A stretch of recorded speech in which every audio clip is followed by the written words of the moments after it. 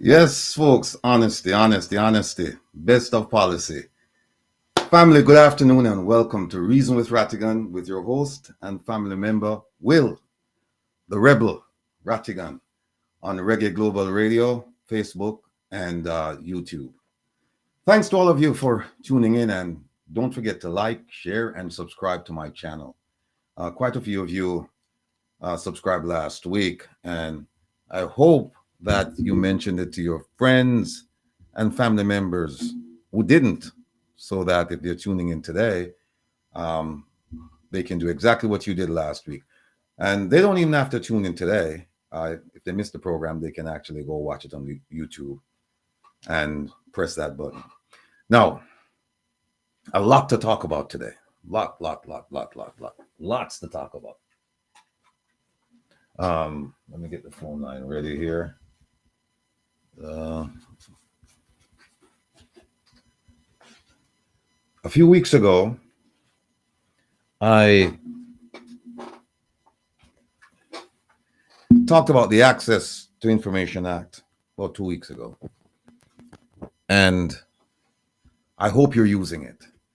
It's a ready resource, it's available, and it's free. And it's a chance for you to hold the government accountable. Please do not allow this information to go to waste. Use it. And again, if you run into problems accessing the site or stating the issue, when you get in there and you have to state exactly what it is you're looking for. If you run into problems with any of those issues, please do not hesitate to contact me. Now, today I have two guests. Mr. Courtney Cephas, I think that's how he pronounces his name, and Professor John Lennon. And we have a dynamite program today. Dynamite. Because over the years, we have heard stories about the diaspora sending medical equipment and supplies to Jamaica, and then they disappear.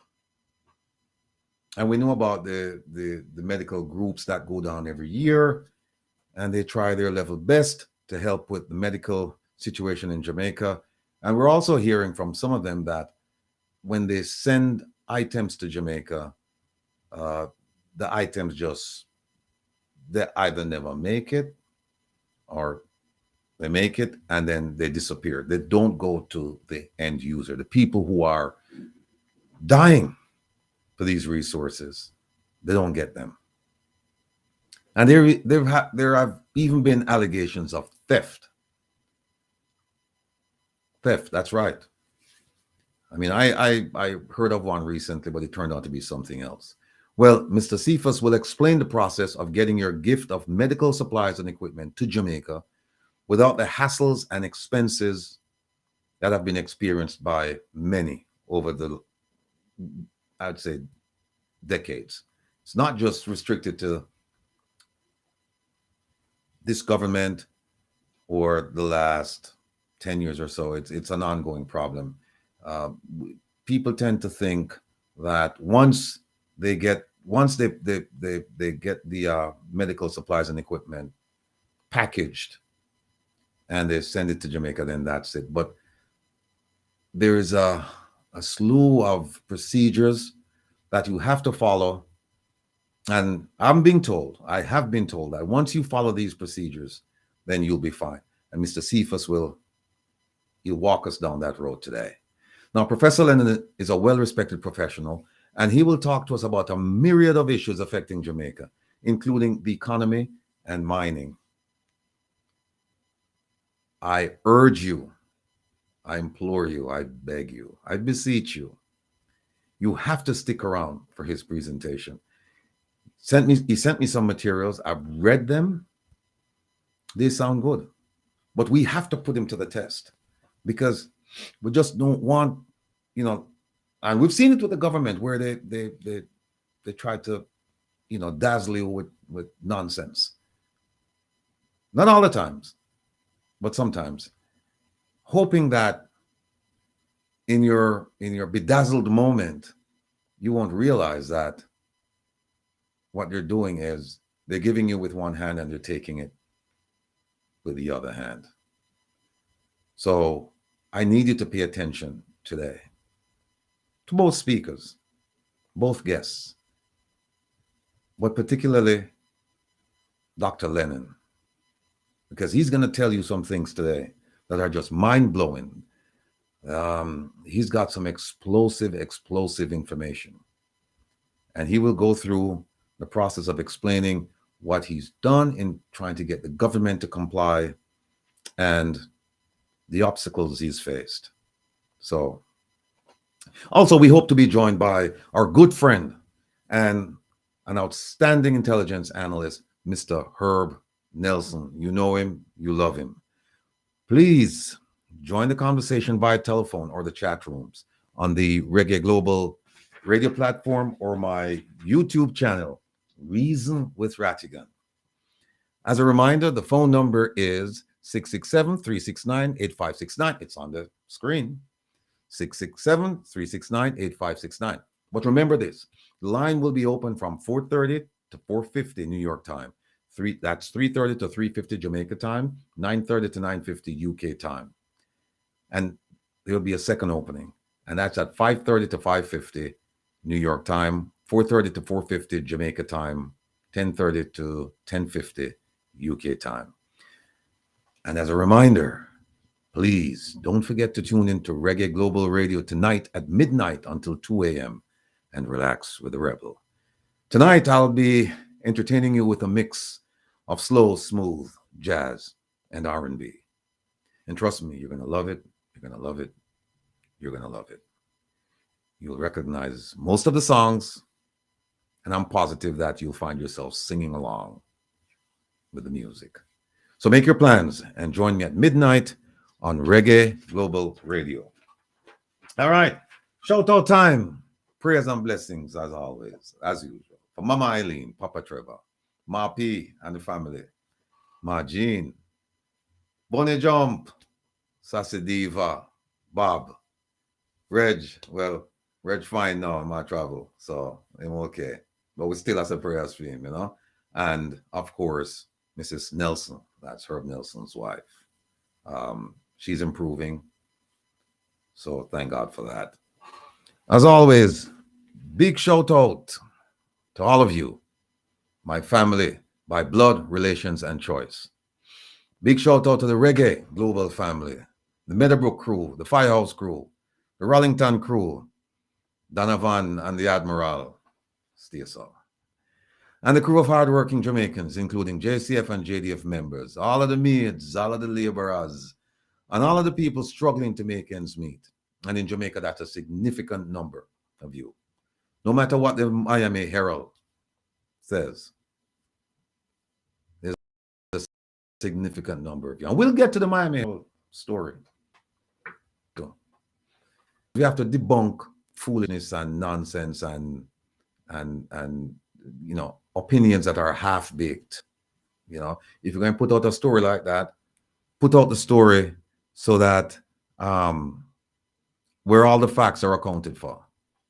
So we'll get to that Miami Herald story. And God willing, the suffering will come to an end. It may seem long, but it won't be forever. Updates. One Jamaica Legal Defense Foundation. We have heard from the IRS regarding the tax exempt status, and it's approved. But there's one small error, and it should be sorted out by next week. So the wait is almost over. Stay with me, folks. Stay with me.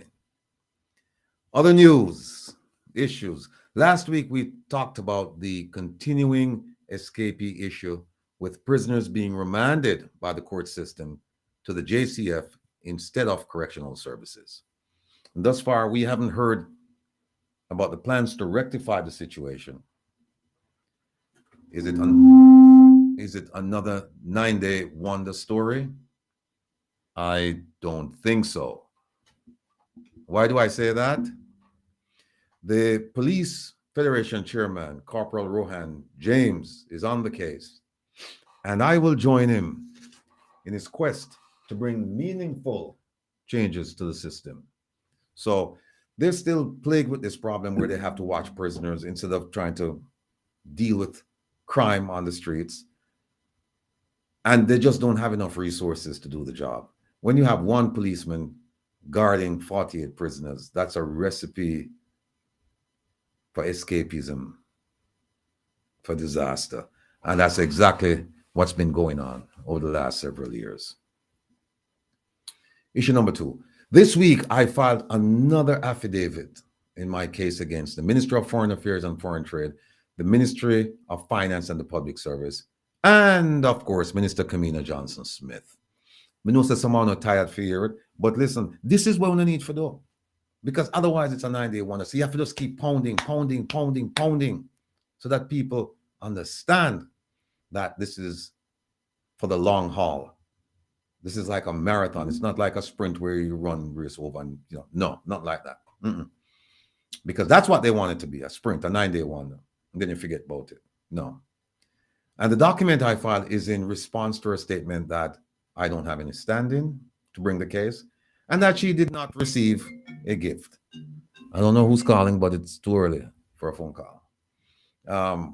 Or that she benefited from the gift of $99,000 that was provided by named and unnamed individuals and companies in Jamaica.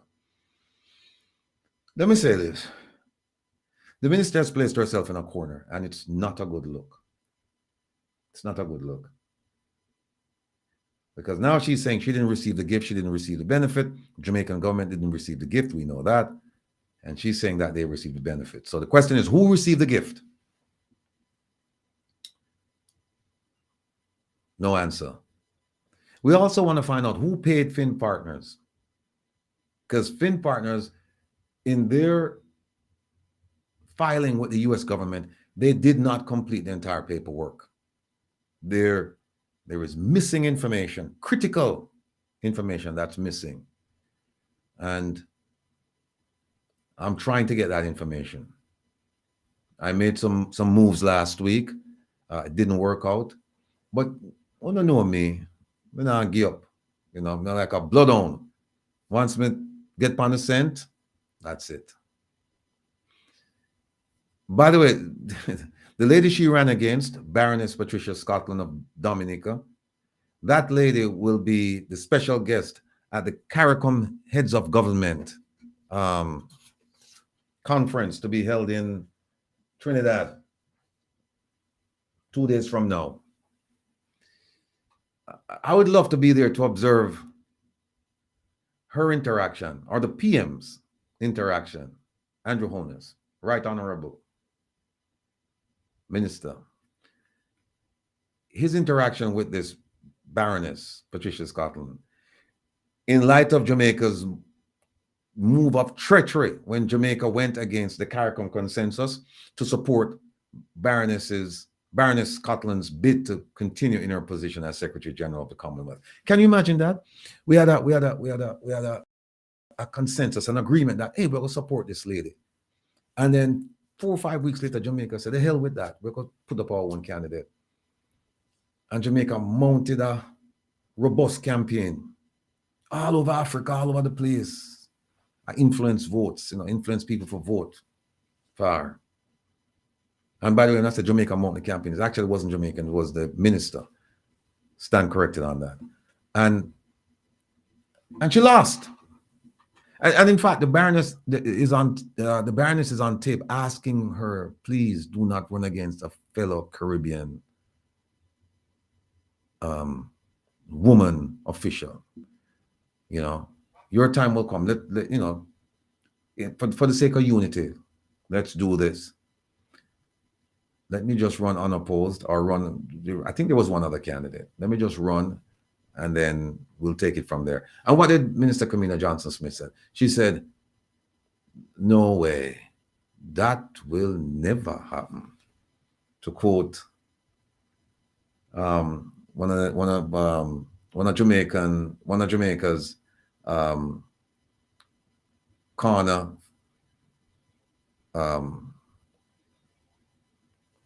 the term I'm looking for, philosopher, Bada Cat, that will never happen. That's what she said. Well, that never happened, and she never win. So that's it. Enough about the minister now. Last year, the Prime Minister said that he was unconcerned about popularity. He said it at a church presentation, a church meeting. And he said instead he's focused on his legacy. Legacy. He's the youngest Prime Minister in Jamaica's history. And by all accounts, he's still young physically. But otherwise, that's a different story. Now, based on his actions over the past several years, other aspects of his being have been brought into question, like his decision-making. How can you be a young man in your prime and you talk about legacy and you have a country to run? A legacy is something that is dealt with by historians, sociologists, and others, not by you. Here's what a recent article states in the Observer. It says, it is not the Prime Minister who determines the greatness of his leadership. The people of Jamaica will make that decision. Self-praise is no recommendation, and effective leadership will always, always, always speak for itself. Self-praise is no recommendation, and effective leadership will always speak for itself. Now, that brings me to the Miami Herald story, where a reporter,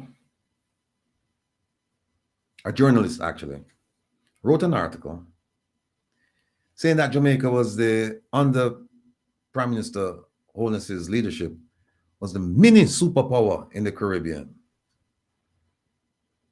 Mini superpower in the Caribbean.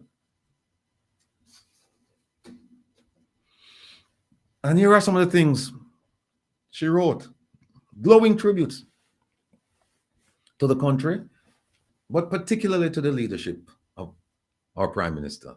She said Jamaica was a nation struggling with high debt and is now a model of economic resilience.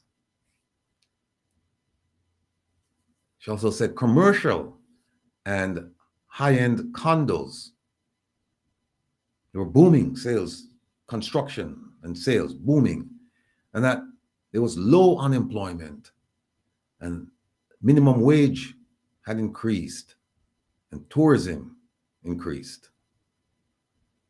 She went on to say that the Prime Minister's meetings with Justin Trudeau of Canada, the UN Secretary Antonio Guterres, and the World Bank President Ajay Banga. She talked about all of those meetings. And it was a flurry of activity because some of these people had never been to Jamaica. First in the history of Jamaica. And they all praised Jamaica's economic performance and recovery from COVID. Now, what was written in that article is by and large an opinion based on some facts. It's an opinion based on some facts. Here are some of the things that the journalist did not mention. She trumpeted, talked about, praised the meetings between the Prime Minister and the Justin Trudeau of Canada. But she never tell you that Canada opened its borders to several Caribbean islands. Jamaica was not one of them.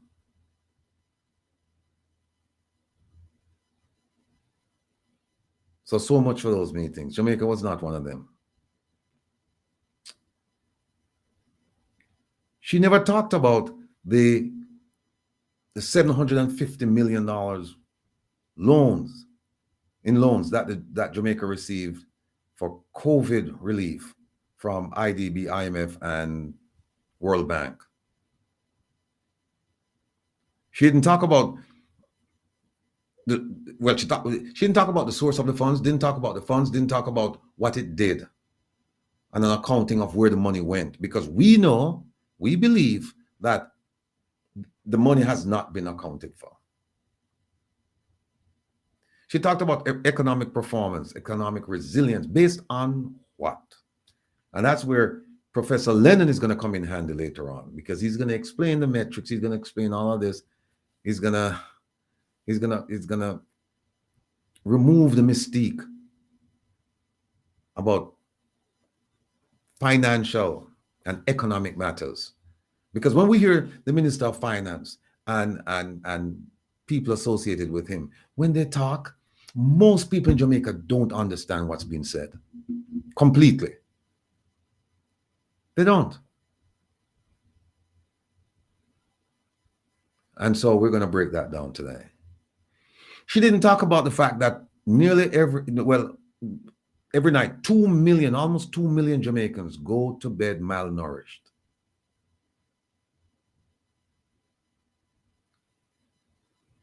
Even if they're belly full, the food that they ingested, it's doesn't provide the nutrition necessary for human growth and development. In other words, junk food. Or even if it's good food, it's not enough. She never talk about the brain drain. I think they say that Samoa is #1 in the world for brain drain, followed by Jamaica. And that will have a severe impact on your economy. Not to mention the other aspects of life. She never talked about the education deficiencies. And they are many and varied. Now, the health sector can boast some success, but there are reports of a ministry in crisis. See the Cornwall Regional Hospital.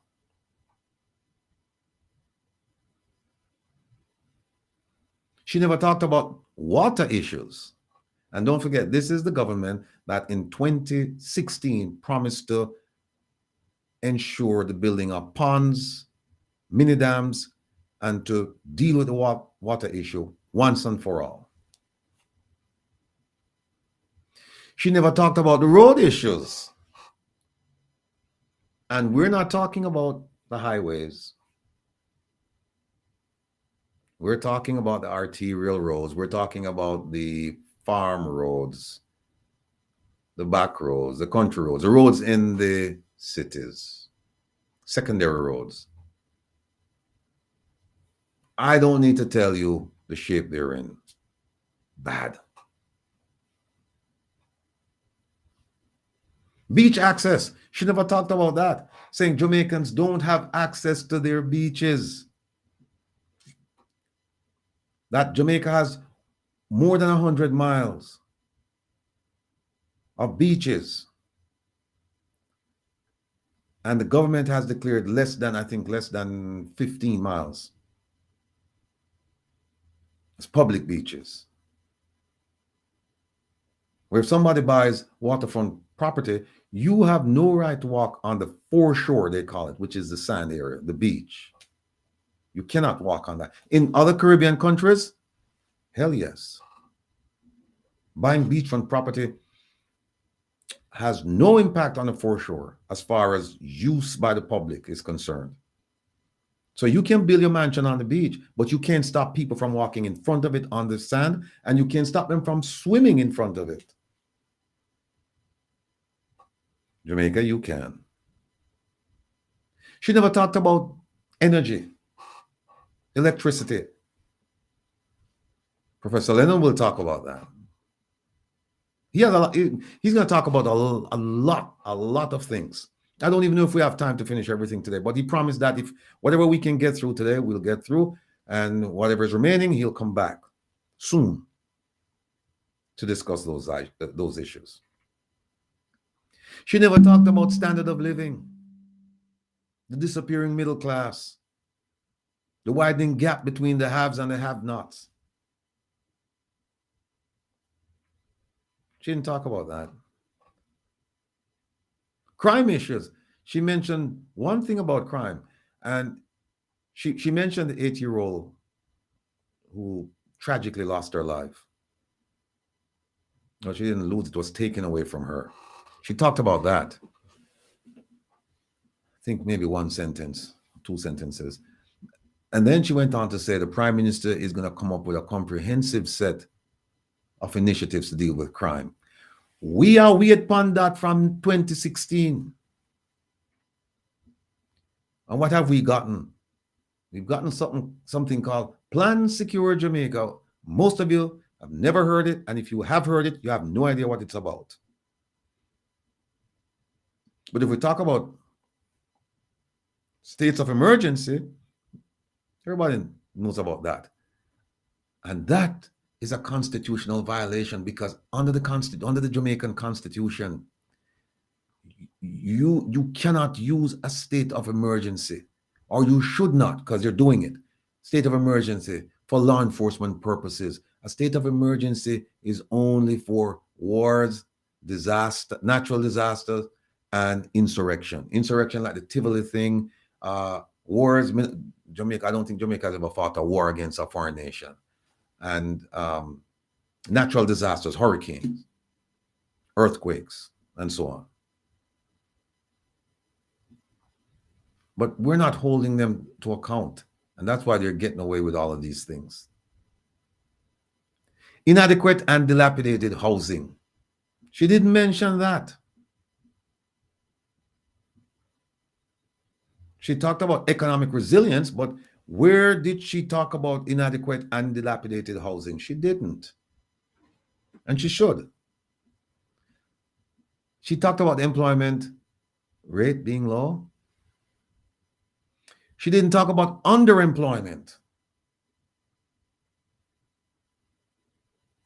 She didn't talk about the people who have removed themselves from them, because see, the employment, those are people who have declared that they're looking for a job and they can't find a job. But there are people who are not even looking. They don't get counted in this metric. She didn't talk about that. Low wages, 13,000 Jamaican dollars per week. She did not talk about that. Translate that into disposable income. How much food and clothing and entertainment and schooling and medical and all this stuff you can do with $13,000 a week. I say, Mr. Cephas is here with us. Hold on one second there, my brother. She never talk about that. Importation and high price of food. She did not talk about that.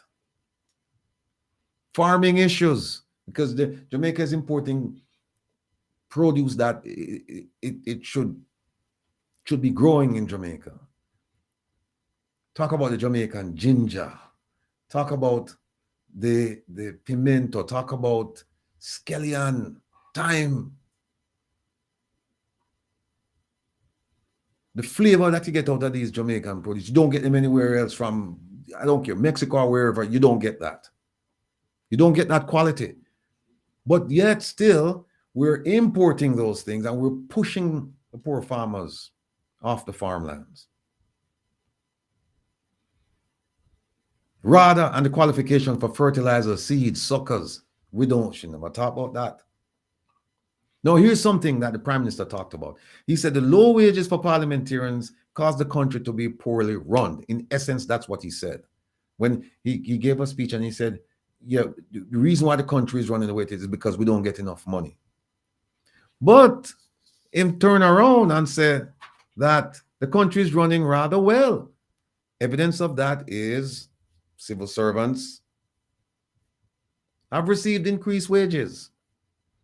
He didn't tell you that some of them are actually taking home less because they're moved into a higher tax bracket. So these are all the things, and the issues with the Chinese influence, and the mining on the issues with mining bauxite, and the pollution. She didn't talk about any of these things. I've given you at least 12 things. At least 12 things. And she didn't talk about any of those things. But you know what? I've got a lot more to talk to you about. But out of respect, our first guest is here. And so it would be unwise for me to keep him waiting, because I know that a lot of you want to hear what he has to say about sending medical equipment and supplies to Jamaica and how to get it in, because we hear horror stories about these things. So without further ado, let me bring in Mr. Courtney Cephas. Let me see if you... there he is. Mr. Cephas, do you want me to call you Courtney or Courtney, how do you want me to Courtney, call this? no, Courtney is fine. Courtney is fine. Courtney. Yes. All right, good.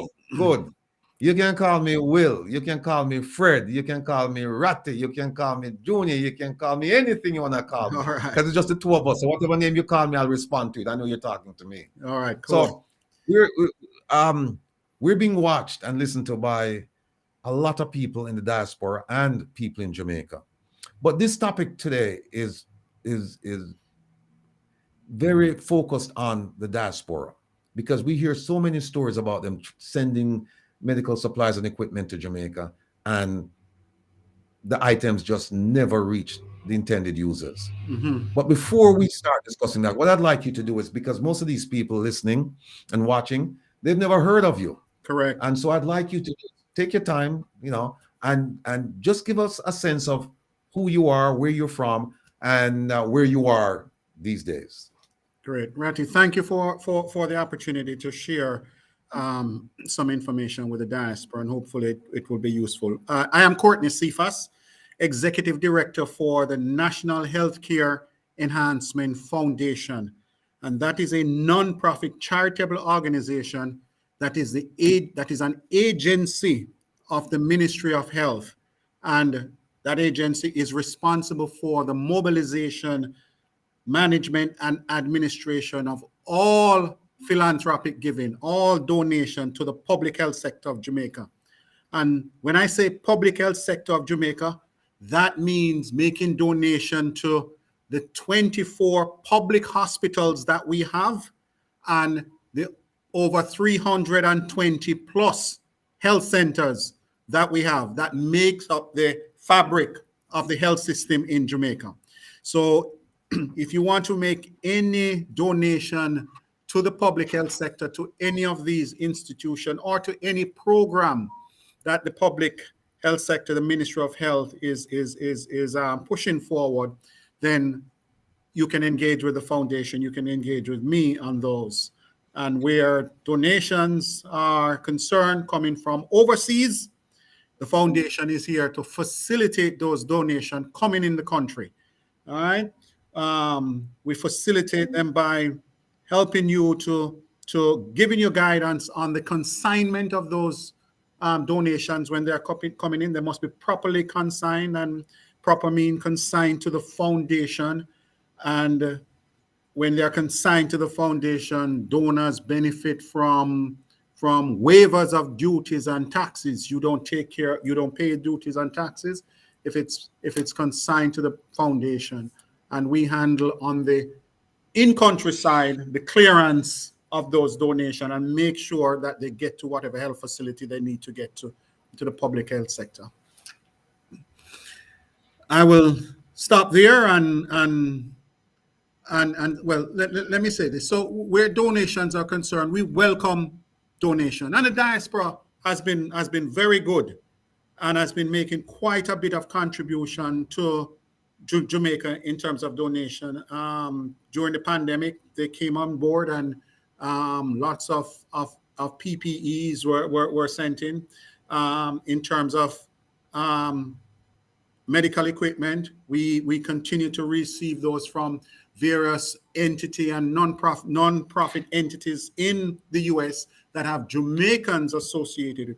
We benefit from quite a few medical missions that come to Jamaica each year, and those have Jamaican diaspora members serving on it.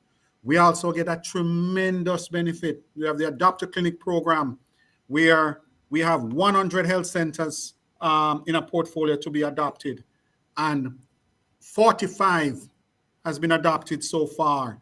And out of that 45 that's been adopted, 30 of the health centers are from diaspora members, quite a bit from out of the US. So the contribution by the diaspora is tremendous. And the foundation is here to help and assist in making that donation to Jamaica much easier. Accountability, transparency, all those things that the donor expect, we have in place with the foundation. So I'm here to say to the diaspora, the foundation, the National Healthcare Enhancement Foundation, is here. If you have never heard of it, it's here to assist and to help you in that process. What's the name of the foundation again? National Healthcare Enhancement Foundation. So let me get you, prior to 10 years is not a long time. 10 years is not a long time.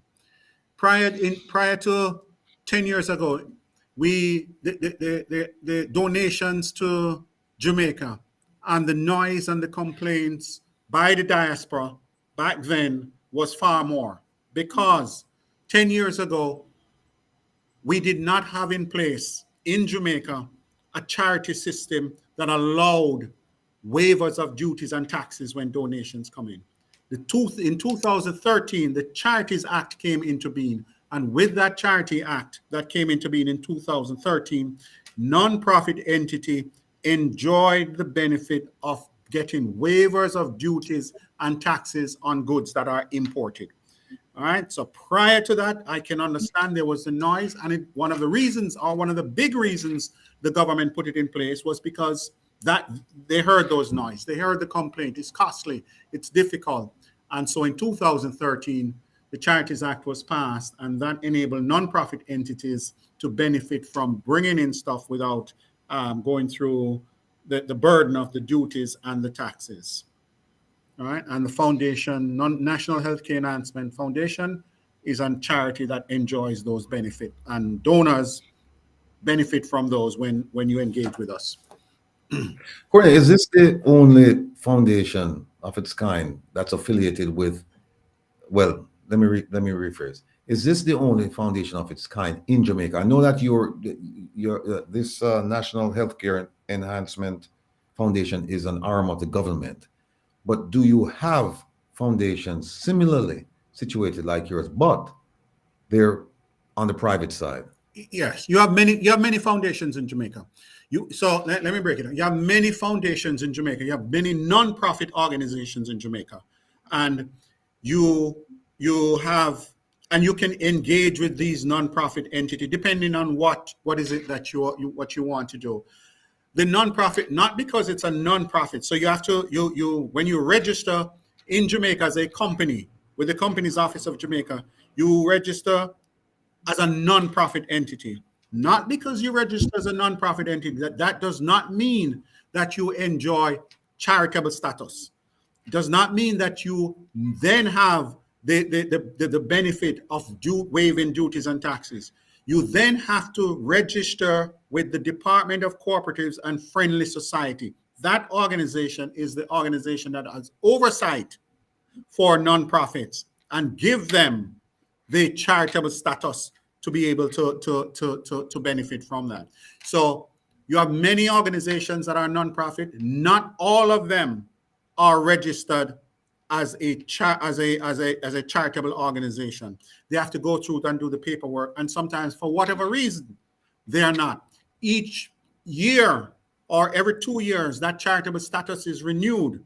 You have to submit to both the tax office and also to the Department of Cooperatives certain documentation that fulfill requirements that shows that you have filed your taxes, you have board meetings, and you have certain things in place to run that organization, and your financials are submitted to the charitable organizations.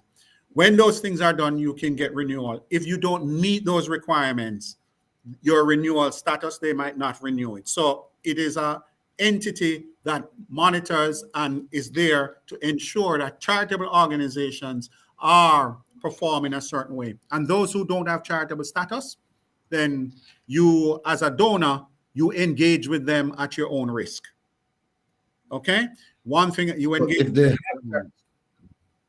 No, I'm sorry. Go ahead, please. Right. So the National Healthcare Enhancement Foundation is one nonprofit charitable organization, but is one of two entities that are agencies of the government arm or a ministry arm. The National Healthcare Enhancement Foundation is an agency of the Ministry of Health. So that entity is responsible for management and administration of donations to the Ministry of Health or to the public health system. The other one is the NET, National Education Trust. And that one is aligned with the Ministry of Education. So if a donor is making donations to schools, then they would engage with NET. Okay, so you want to donate computer supplies, equipment, books, whatever it is, and you want the schools to benefit, then you engage with the NET. Okay. That. And all right, hold on a second, Courtney. Hold that thought. Yeah. Caller, go ahead, please. You're live on Reason with Rattigan.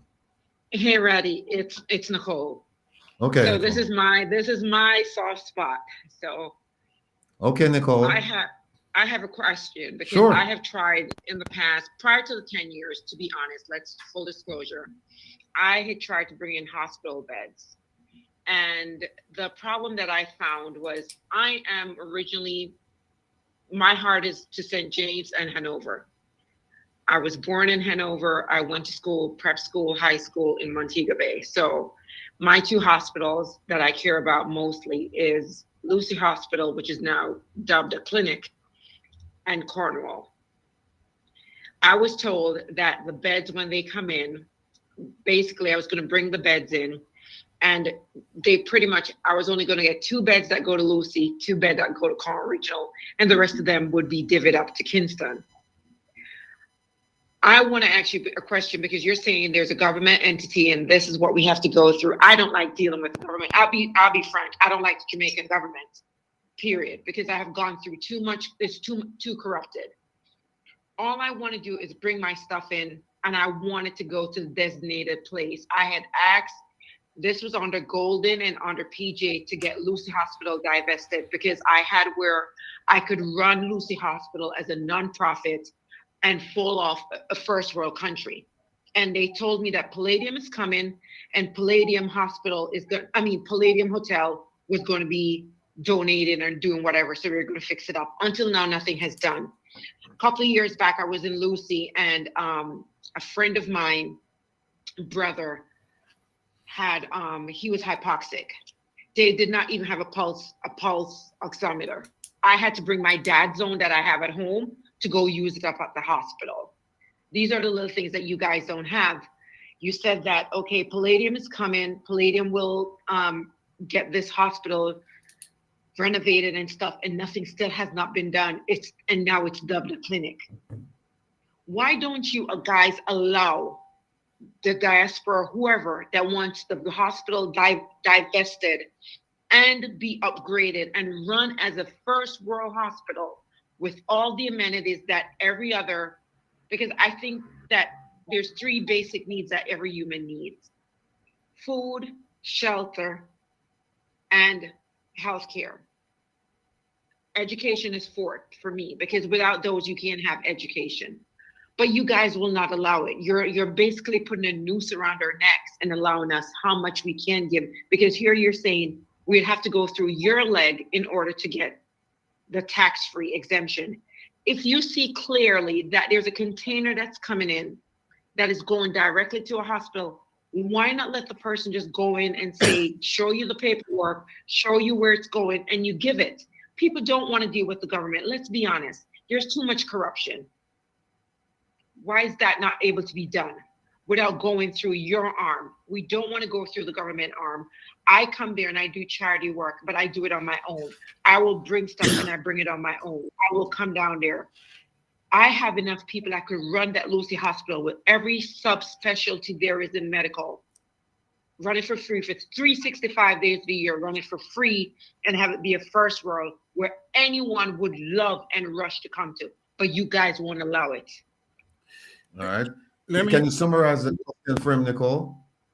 My summary of question is, why can the hospitals not be divested where it's run properly, free of corruption, and be run in the first class? And if donations are coming in and you can see that I'm bringing a donation directly for a particular facility, let me bring it in, let it be tax-free, and without having to say I have to donate it to you for you to disseminate it to where it needs to go.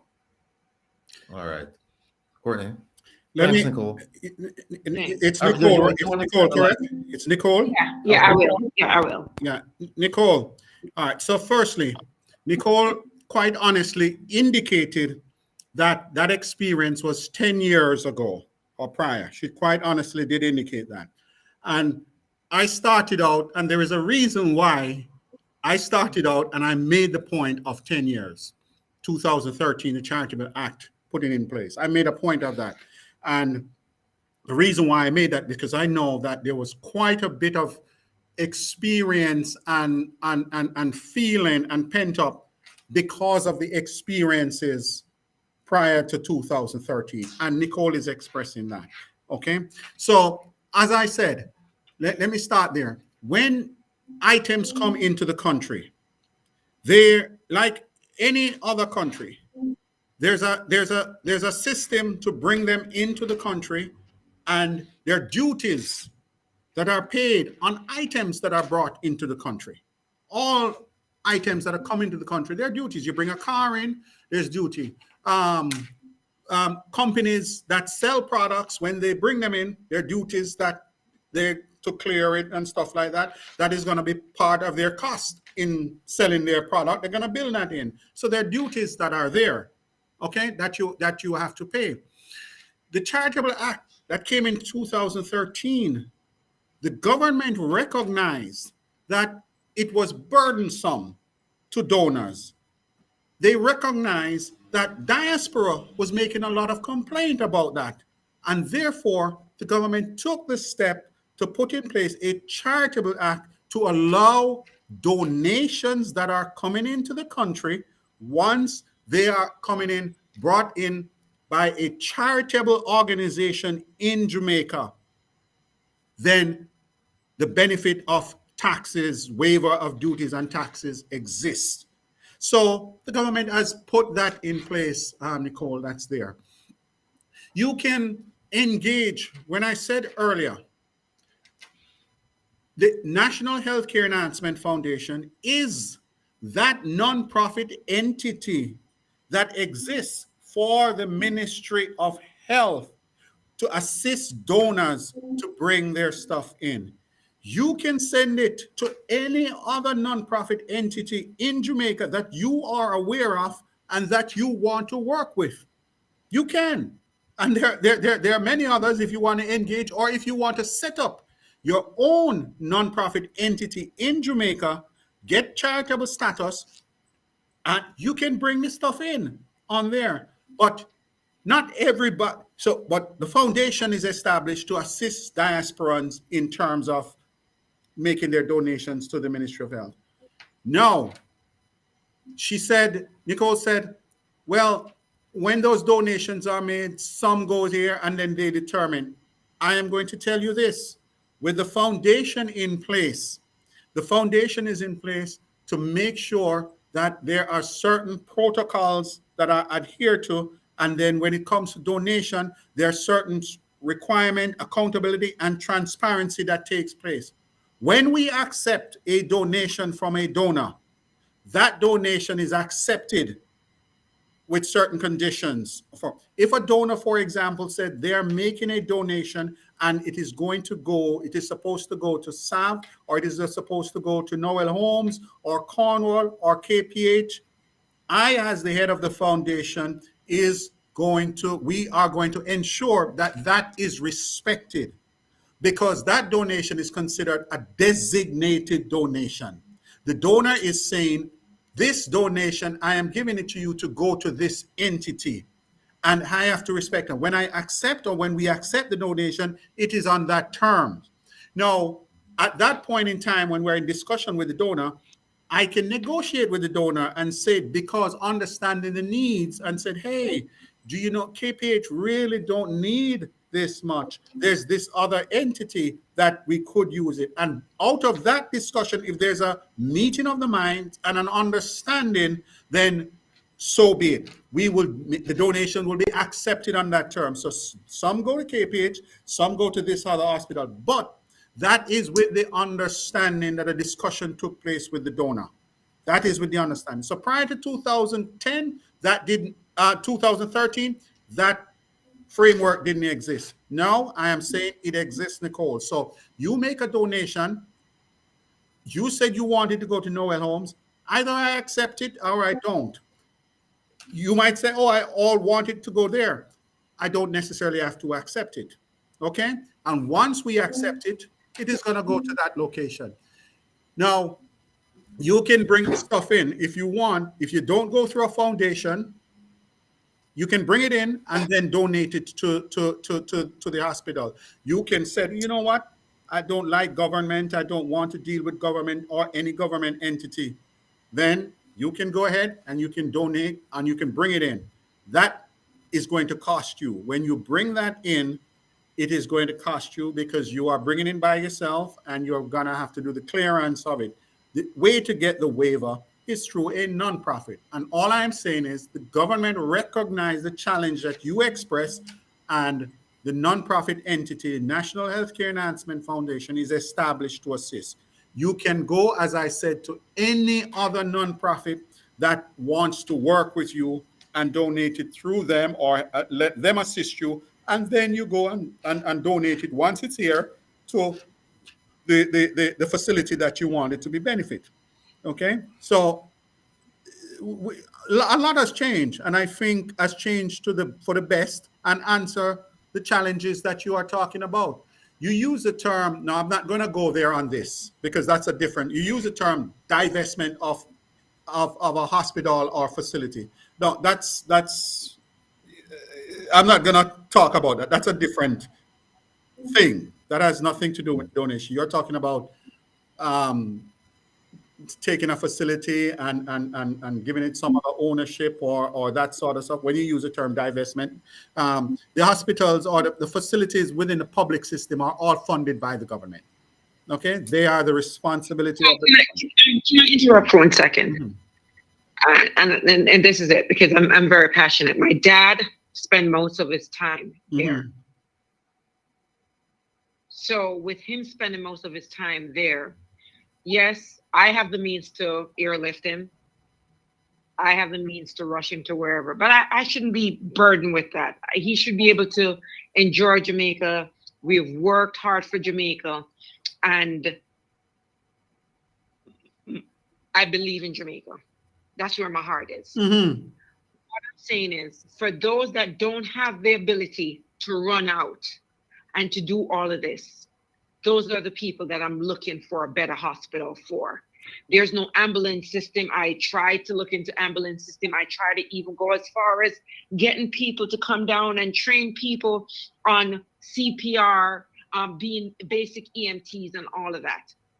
what I'm saying to you is, let's be honest. The hospitals are not hospitals. They're more like clinics across Jamaica. Not even KPH is a really full-fledged hospital. I'm a nurse. I have worked trauma and ER. I do cath lab. I do OR. So I have a vast experience. What I'm saying is, why not? You guys clearly are not up to the task of managing and doing what's right by the people. There's other things that are more are high priority for you guys. If we Jamaicans that are outside want to help our fellow Jamaicans, why don't you guys allow us to do that? Because Noel Holmes Hospital is a disgrace. I will take it over for the full, and the government never have to give another dime to it. And it will be where the Lucy people, the Hanover people will be happy to come, and they will get service. That is what I'm asking for. I understand that you're here, but you're the closest person to the health minister, and I want you to put a bug in his ears for me, that there are people that are ready, Jamaicans. I am sick and tired of seeing foreigners come in. You're bringing in foreigners like Jamaica for every sector. We can help our own. We can do for our own. We will and we can. Nicole, that's how I was raised. I was raised never to forget where I come from. So that's what I want to allow to happen. No, your passion is exactly what we want, and you have gone in a place where I think you're gonna get yourself in trouble. I'm gonna come to it. The minister, the foundation, and the support for hold on. You said I'm gonna get myself in trouble. What do you mean by that? I'm gonna come to it. I'm gonna talk because I'm gonna hold you to something. I'm gonna come to it. The minister, the foundation is a baby of the minister. He is instrumental in ensuring that the foundation is established and resourced. And for the first time, this budget year, this foundation is very, very resourced from the leadership, both the minister and the permanent secretary within the Ministry of Health. Very, very. So, and I have a lot to do, and the opportunity to leverage philanthropic giving from donors and friends of Jamaica is tremendous. And that is what we are going to do. You mentioned Noel Holmes, and you mentioned you are ready to do whatever it takes and fund and Noel Holmes to make it be the best thing. Nicole, I am taking you up on that offer. I am here. I'm going to share my number, everything, and we're going to continue a dialogue on that to provide whatever the support that you can provide with others to get Noel Holmes in a better place. You now have the right contact. You now have the right contact for that. But here's what I don't want. I'm a low-key flyer. I fly very low. Yep. Hold on. Let me just explain to you when I say I fly very low. Yeah. I don't want no. This is where you will get a break from me. That like I will run. Mm-hmm. I don't want no PP, no GLP, nobody coming and taking. Oh, I did this, I did that. The minute no. I'm just letting you know. Yeah, This is where I don't do anything. Yeah. Anytime you're gonna come and say, "Oh, I did this and I did that and I get that," that's where I run. I have no time for that. I am, and that's what the foundation, it cannot be political. The foundation is not political. The work of the foundation, the projects that the foundation do, it do regardless of who is there. It does it regardless of who is there. And so, and the wishes and the desire of donors must be respected. If low-key or less private on engagement is what you want, that's it. If we don't fulfill the desires of donors, we cannot be successful. How can we be successful if a donor don't think highly of us? So that engagement, that relationship has to be built. Has to be. And we have to Can I respect. ask you one question? I'm sorry, you were breaking. Why? I'm sorry. Why is it that every single hospital in Jamaica don't have even a CAT scan machine and forget about the MRI, Yeah, CAT scan, yeah. ultrasound, and an X-ray? Let me That is let me hours a day. make a 4 days. yeah, let me make a comment on it, because you said earlier our hospitals are like clinics are no good. To be quite honest, Nicole, we have some, you have to give great respect and really pat on the back those facilities. We have the physical facilities, the component of health. We have the physical facility, we have the equipment, and we have the people, the doctors and the nurses. And I am going to tell you, these doctors and nurses work. No, they work. Yes, in conditions that some of the hospitals they might not have all that they need, but we have wonderful facilities that provide certain levels of services that is I a little bit better than what you are saying. I am going to say this, and I'm gonna explain to you what Second chord, stop right. Hold on a second. Mhm. Let me just say that for those of you listening on Reggae Global Radio, they're going to take a commercial break Yeah. now, but we will continue the conversation on YouTube. Go ahead, sir. Sorry to interrupt you. Yeah. So let me explain a little bit about the system, the public, in Jamaica.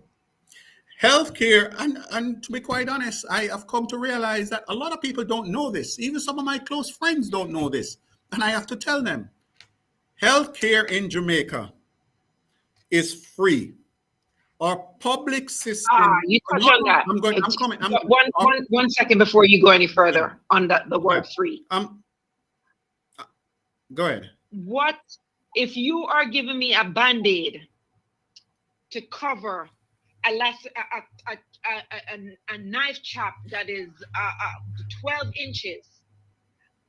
I don't want the Band-Aid. So therefore, don't give me a free Band-Aid, because that's how I see how this is going. No. You're saying that there is it's not. Hold on 1 second. You spoke about the nurses. You spoke about it being free. I have physically gone to Conroe Original myself, and the nurses. I'm a nurse here, and when my patient come in, I have to clean my patient. I cannot tell the family member to come in and clean the patient. So you're talking about nurses there that do not take care of their patient. They forgot that when they decide to become a nurse, it's a nurse. When the doctors that will not touch you unless they get how much money that is allocated, you have to pay for services before services are rendered. So no, it is not free, because what you're given for free is basically a clinic.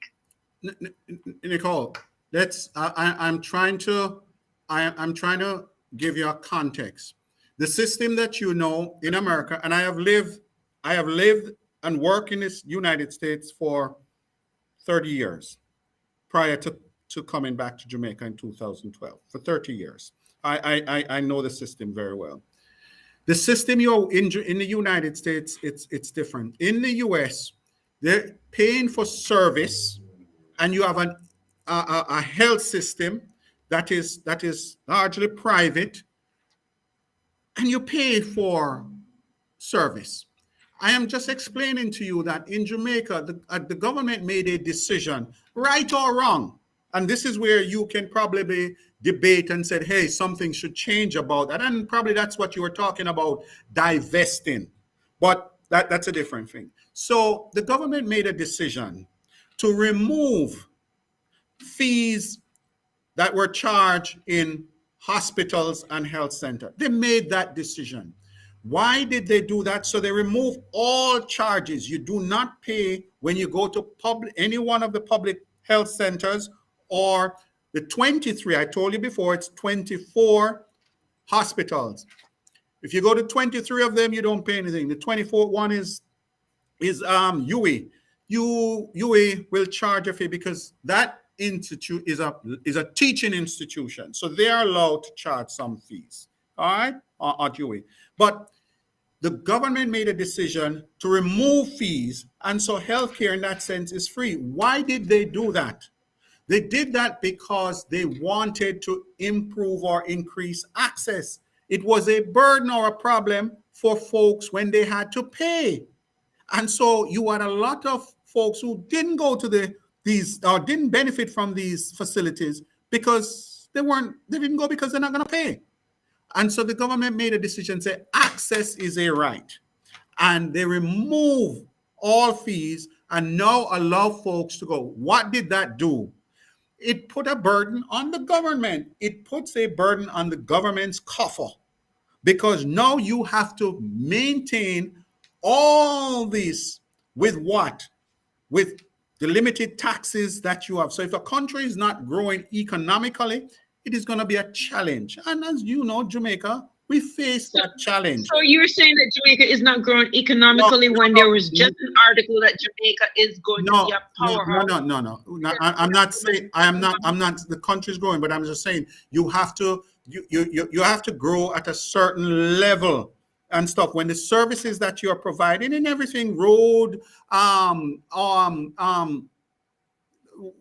the wages that you pay, and even it comes from taxes that you pay. It comes from taxes, and so I'm saying is, but remember that we have a surplus. So what happened to the surplus money? The surplus money should be used for infrastructure.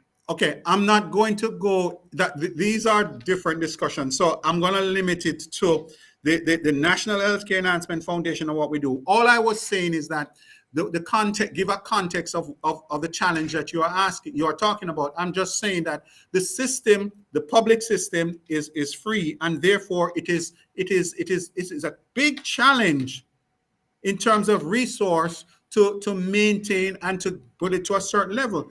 But that is part of the reason why we seek to leverage donations from diaspora, and we welcome it. And as I said before, diasporans like yourself have been tremendous in that regard. What I don't want, or what I am trying to close the gap on, is your anything that prevents that great passion that you have from coming through and helping. I am here. The foundation is here. You said 10 years ago. I'm just saying, Nicole, we are here now. Engage with us. Engage with me. Okay, yes, we're here. So we're ready to move. I'm ready to partner with you. All right, Courtney. Okay. So, all right. Give your details so I can forward it to Nicole as well as any other interested party. You can just text it to me afterwards, and I'll forward. And you're forward right. To everyone. Yeah, let me. I have a question to ask. You said that access is a right, and healthcare is free. Now, I've heard stories about people undergoing surgery in Jamaica, and they had to ask their relatives overseas to purchase some of the things that they will need for that surgery. So when you say access is a right and healthcare is free, are you saying just to see you is free, but to fix you, right? Whatever is necessary to do, that's not free? No, Ratty, what I'm saying to you is this. If we have a system that's free, you don't pay any fees to do that. When you have, just imagine any company selling a product, when they're selling, they have to price that product to be in business. If they price it too low against their competitor, they're going to be in trouble. If they price it too high, they might make a lot of money and profit of all of that, but eventually. All right, hold that point, Nicole. I'll tell you what, Nicole, let me take another call now, but I'll get the information to you. All right, thank you, Ratty. You're welcome. All right. Yes, caller, go ahead. You're live on Reason with Rattigan. Hi, Mr. Rattigan. Good evening. Good evening. Good evening. Good evening, Mr. Cephas. Good evening. I am here in North Carolina. Can you speak up a little bit louder? We can hardly hear you. Can you hear me now? Can you hear Mr. Cephas? Yes, I can hear. All right, go ahead, please. Okay, thank you for taking the call. No worries. I am here listening to Mr. Cephas, and my heart is broken. Mr. Cephas, I understand that you are with the government, and I do understand that. but I'm going to share a quick story with you. My last sister got sick last year. She's a teacher, or she was a teacher then, with and dialysis. And Mr. Cephas, she went to KPH Mandeville Hospital and Spalding's. And for 2 weeks in KPH, they gave her the wrong blood type. And we have to purchase everything for the dialysis, for her to be on dialysis. Healthcare in Jamaica is not free. My sister stopped teaching last year because she came down with that, because of the blood that they gave her. Thank God she did not die. We have to be spending $128,000 per month at Hargreaves without medication, which is $52,000 per month, okay? And you are saying that healthcare in Jamaica is free. So many people are dying because they do not have access to dialysis machine. And my sister, she came off the machine on Thursday and she passed out, went back into Mandeville Hospital, and there were no beds for her. There were no beds down there. I cannot understand. A lot of persons are going to hospital, they have to take beds, man. We have to do something better than this. Carla, what's your name? What's your name?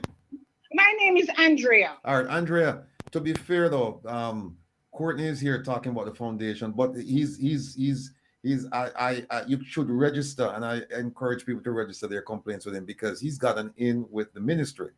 So right, you're right. So if even though he's here talking about the foundation, if there's something else, as far as the health sector is concerned, yeah. So Courtney, what do you say to her? Because that's the point I was trying to make. That healthcare is not. And Ratty, thank you for that. I want to stay on point there, but I'm sorry for whatever experience she had and with her sister. But the point I was making on that is this: is that we have healthcare.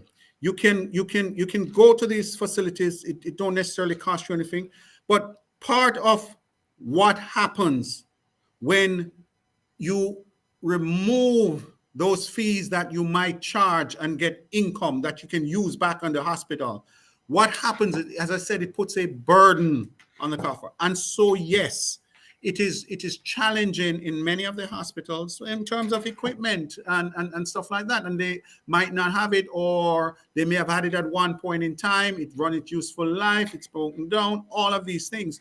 The challenge is there, but the opportunity exists for donors like yourself and many in the diaspora that have been doing. Many donors have come forth, and when they hear these stories, they said, you know what, I am going to provide the equipment that's there, or some level of equipment. And that is part of the engagement with the foundation, is to look at the need that exists in the hospital and mobilize donor support.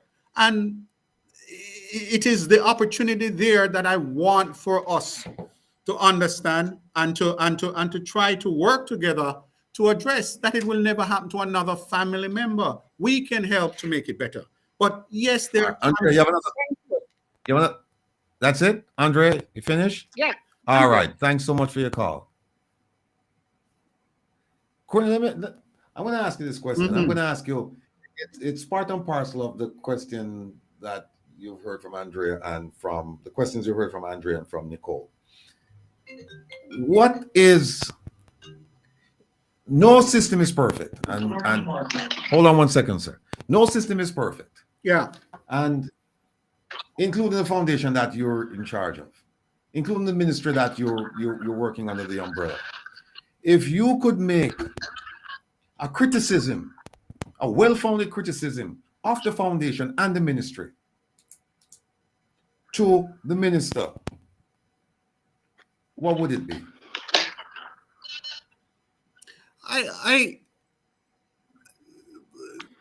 What he knows, we need to keep doing more. We need to keep no. You can't make it get up. No. Go ahead. No. We need to keep doing. I'm gonna say this. All the stories that you have heard, I have no reason. They have some reason to make those stories, and I'm not going to do that. We have a strong need, and we need to do more. Both. All right. What do you think about that? What do you think? So I was thinking about specific. Hold on one second. What do you think about that? Because I don't think you were prepared to answer that question, because I think you cut you off guard. But hold on one second. Let me. It's not about me. It's about the callers and the listeners. So let me hear from them. Caller, welcome to Reason with Rattigan. Courtney's on the line. What do you want to ask him? Hello. Hello. Yes. Good afternoon. Good afternoon, sir. You have a question for Courtney?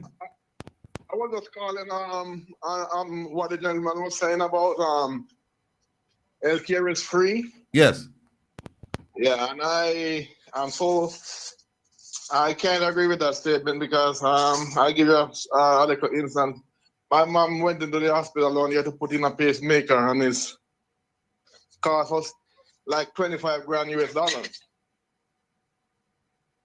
And we got to put up that money first before they would even give us a date for the surgery. So what he's saying, is just far off line. All right. Thanks. He's listening to you. We're going to continue the discussion. Continue to listen. All right. I certainly will. Okay. Thanks. Yeah, Courtney. See, I have a friend, and she's listening right now to the program. Her mother had hip surgery, and she called me from Jamaica, and she said, "Listen, the pins." She said, "You have to buy the pins, and there's certain other things that go along with the surgery." That she said, "It's not free. You have to buy those things, and buying it in Jamaica is prohibitively expensive." So I had to go through a medical friend of mine to try and get the pins to send down to Jamaica so that her mom could have the surgery. So that's why when you say, well, that's why I'm asking, is it access, meaning that to see a doctor is free? But if we have to do anything else, that's probably not free. There's a premium for surgeries, for example. So I'm trying to understand that. No, what I'm saying is that what I was trying to say to you is, access is free. If we had, and as I said, a relationship to that access being free, is that equipment, all the sundries that you might need for the hospital, the pins that you're talking about, all those things are supplies and part of the taking care of the patient. The facility itself, the physical facility, having that physical facility, the infrastructure, and taking care of it and improving it and expanding it to meet needs, the equipment, all those things go into providing that health care. And with access being free, that you're not charged, what I'm saying is, yes, it is a challenge over time to be able to fund and buy and keep. It is, and that is the challenge that you're talking about. And yes, because I've been there too. There are times when you go in and they don't have this, and they say, "Hey, you know what? You can you get this and stuff?" And we go and get it. But if in the gentleman that just came on that had to pay the 25, whatever he said, they are not asking him to go and get anything because he's paying the price up front for that.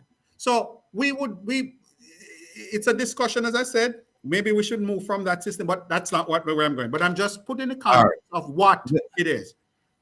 Right. We have limited time, and I don't want to keep you longer than I promised. But the question I ask about what would your complaint be to the minister concerning challenges in the health sector, including the foundation. I look forward to getting a specific answer from you on that. But here's something I want to ask. I think this is right up your lane. This question I'm going to ask you. If somebody's sending a shipment to the whether it's the Healthcare Enhancement Foundation or one of the private ones that you mentioned, and they just get a whole bunch of medical equipment and supplies and they load it on this container and send it down to Jamaica. Is that the way it should be done, or should people list and label and account for everything that's on the how does it work? No. Walk us through. I'm going to walk you through it. And you will have, as I said, solicited and unsolicited donation. So a solicited donation, if I went and I engaged with a donor, I as the foundation said, look, we have identified a need in a particular hospital and they need this equipment, this amount of equipment that's there. And then I say I engage with a donor. So we have a dialogue going in terms of that. And so I'm talking to the donor and I'm telling the donor what equipment we need, what the specifications are, and all of that stuff. And so the donor said, okay, we will get it and meet those and then give it to you. Once you have that engagement, then we will guide that donor as to how to ship that item to Jamaica.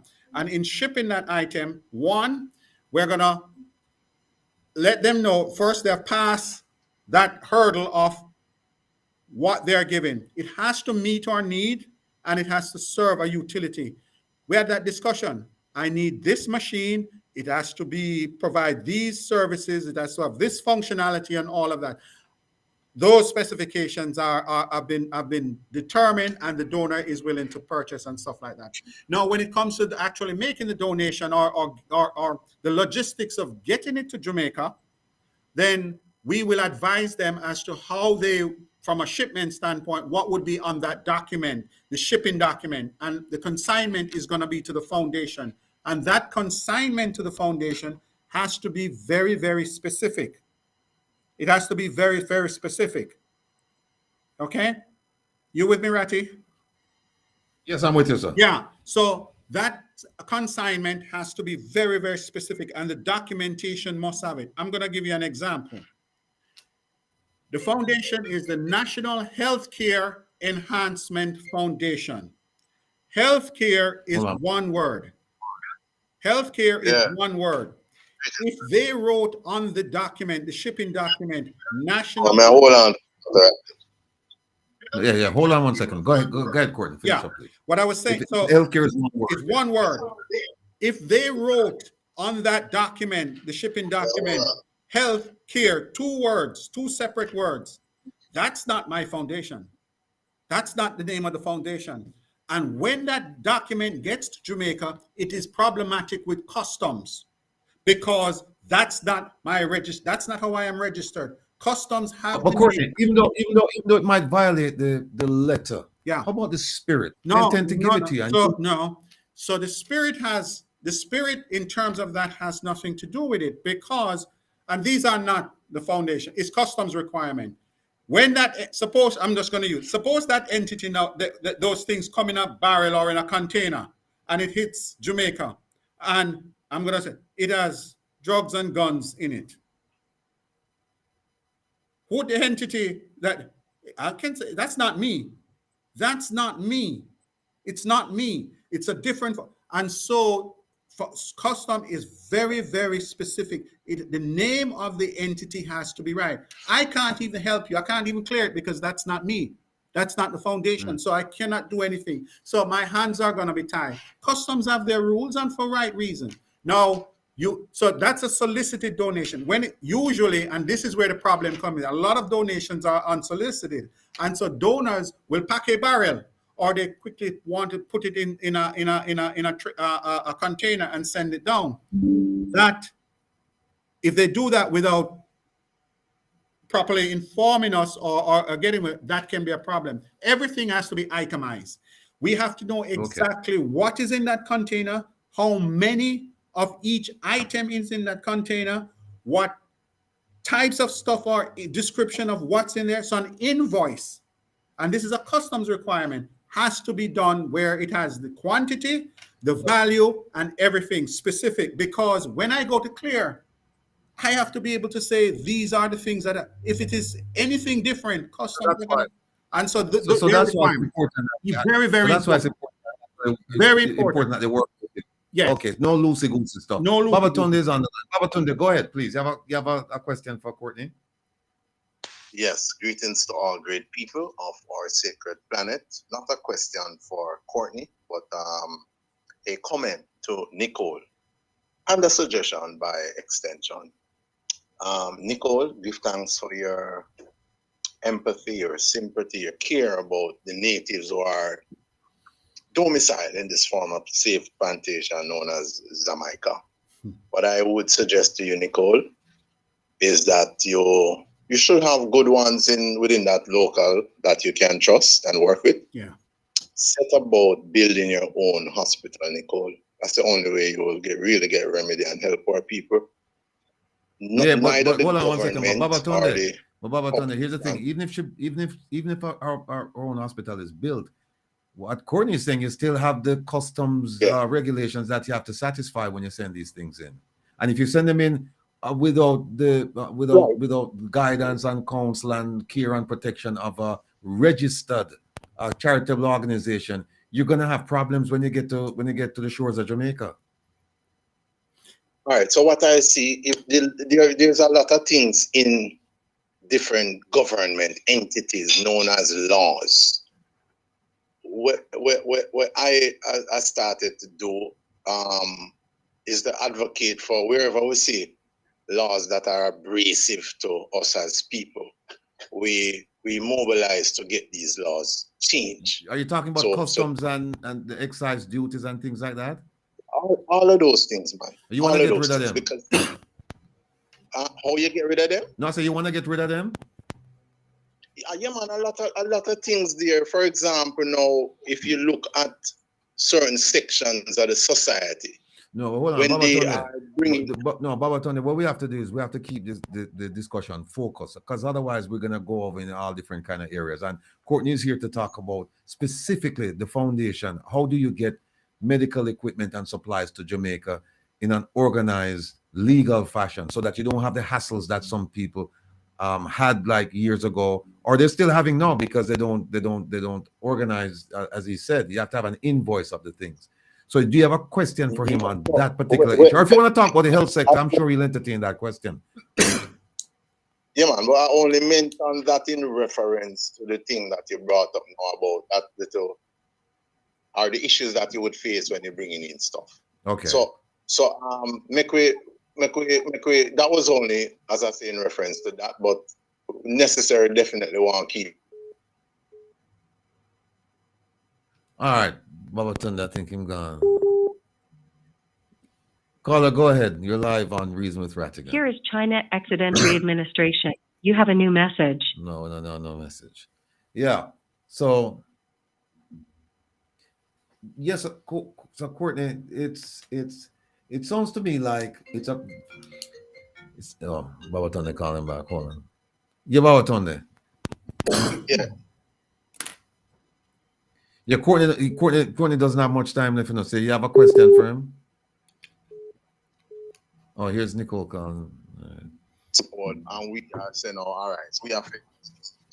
So. Baba Tunde, I tell you what, call me back after the program, because we're having an issue reconnecting with you.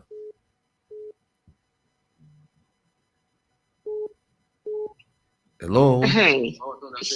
So, as far as what Baba Tunde was saying about starting my own hospital, that is something that I've started to venture looking into. Okay. Because where cardiac is concerned, there's a person has a heart attack, and there's no way for you to get to a cath lab to reopen that vessel in order to reperfuse your heart. Nowhere.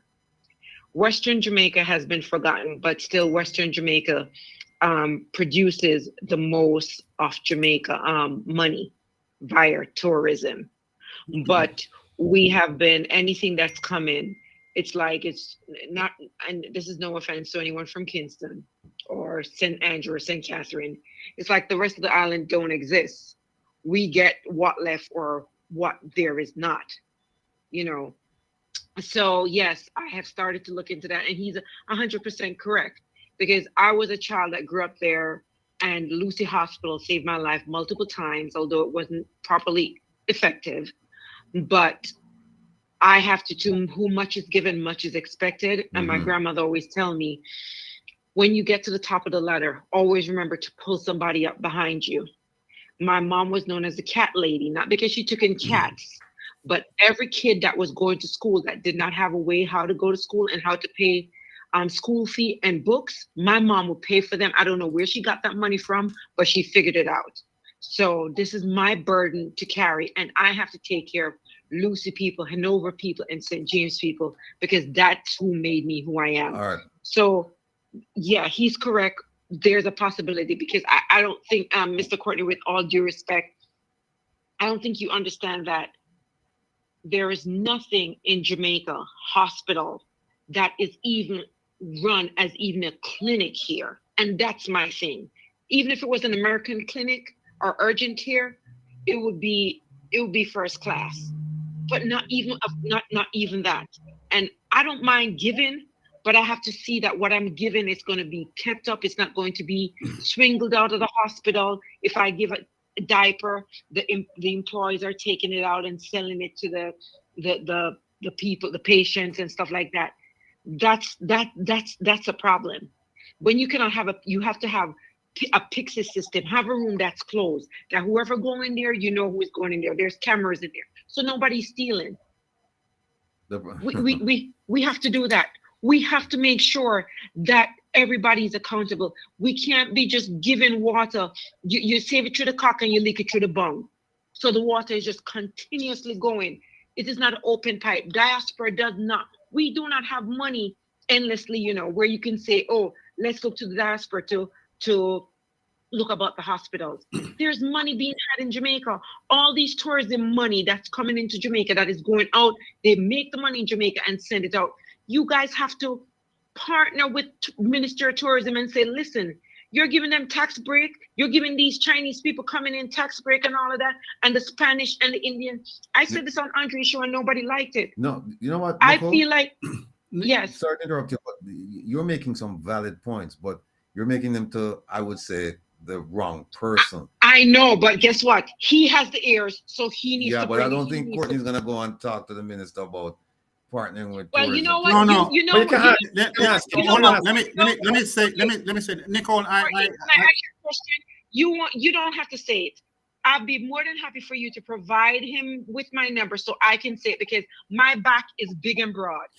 Nicole, Okay. I'm going to say this. I'm going to say this. Nothing you have said that is foreign to me, nor is it would be foreign to the minister, and that presents. That's what we and Ratty asked earlier. What would and I said we need to do more. We need to do more. We know this. I'm just gonna say this. I'm gonna say this. I said it earlier. I am a diasporan. I spent 30 years in the US. I came back. I am you that is serving in this capacity. No one understands more what the diaspora is. I was in Washington, D.C. Oh, no, I'm not sure. I'm saying you have in the foundation a diasporan. You have in the foundation a diasporan. I came back in 2012 and 2014 I left. Right. So engage with me. I'll provide you with his number, yes. And then we can take it from there. Guess what? In stepping a fire, I never expected. No. I told Nicole I want her to talk to me. Caller. Go ahead, caller. Hello. Yeah. I think we need to put things in proper perspective. Okay. Because to a big extent, a lot of things are being misunderstood, I think, right here. You know, there's a tendency. I mean, we're supposed to be reasoning, but we have people just starting from their lips, you know, and not really from anything they know about. With regards to the shipping of stuff to the Jamaica, such as equipment and supplies, right? One has to understand that there are standardized requirements when it comes to shipping, right? And this is internationally, right? It's not just a matter of packing a container, sending goods randomly. Correct. Right? You have to meet certain standards to do it.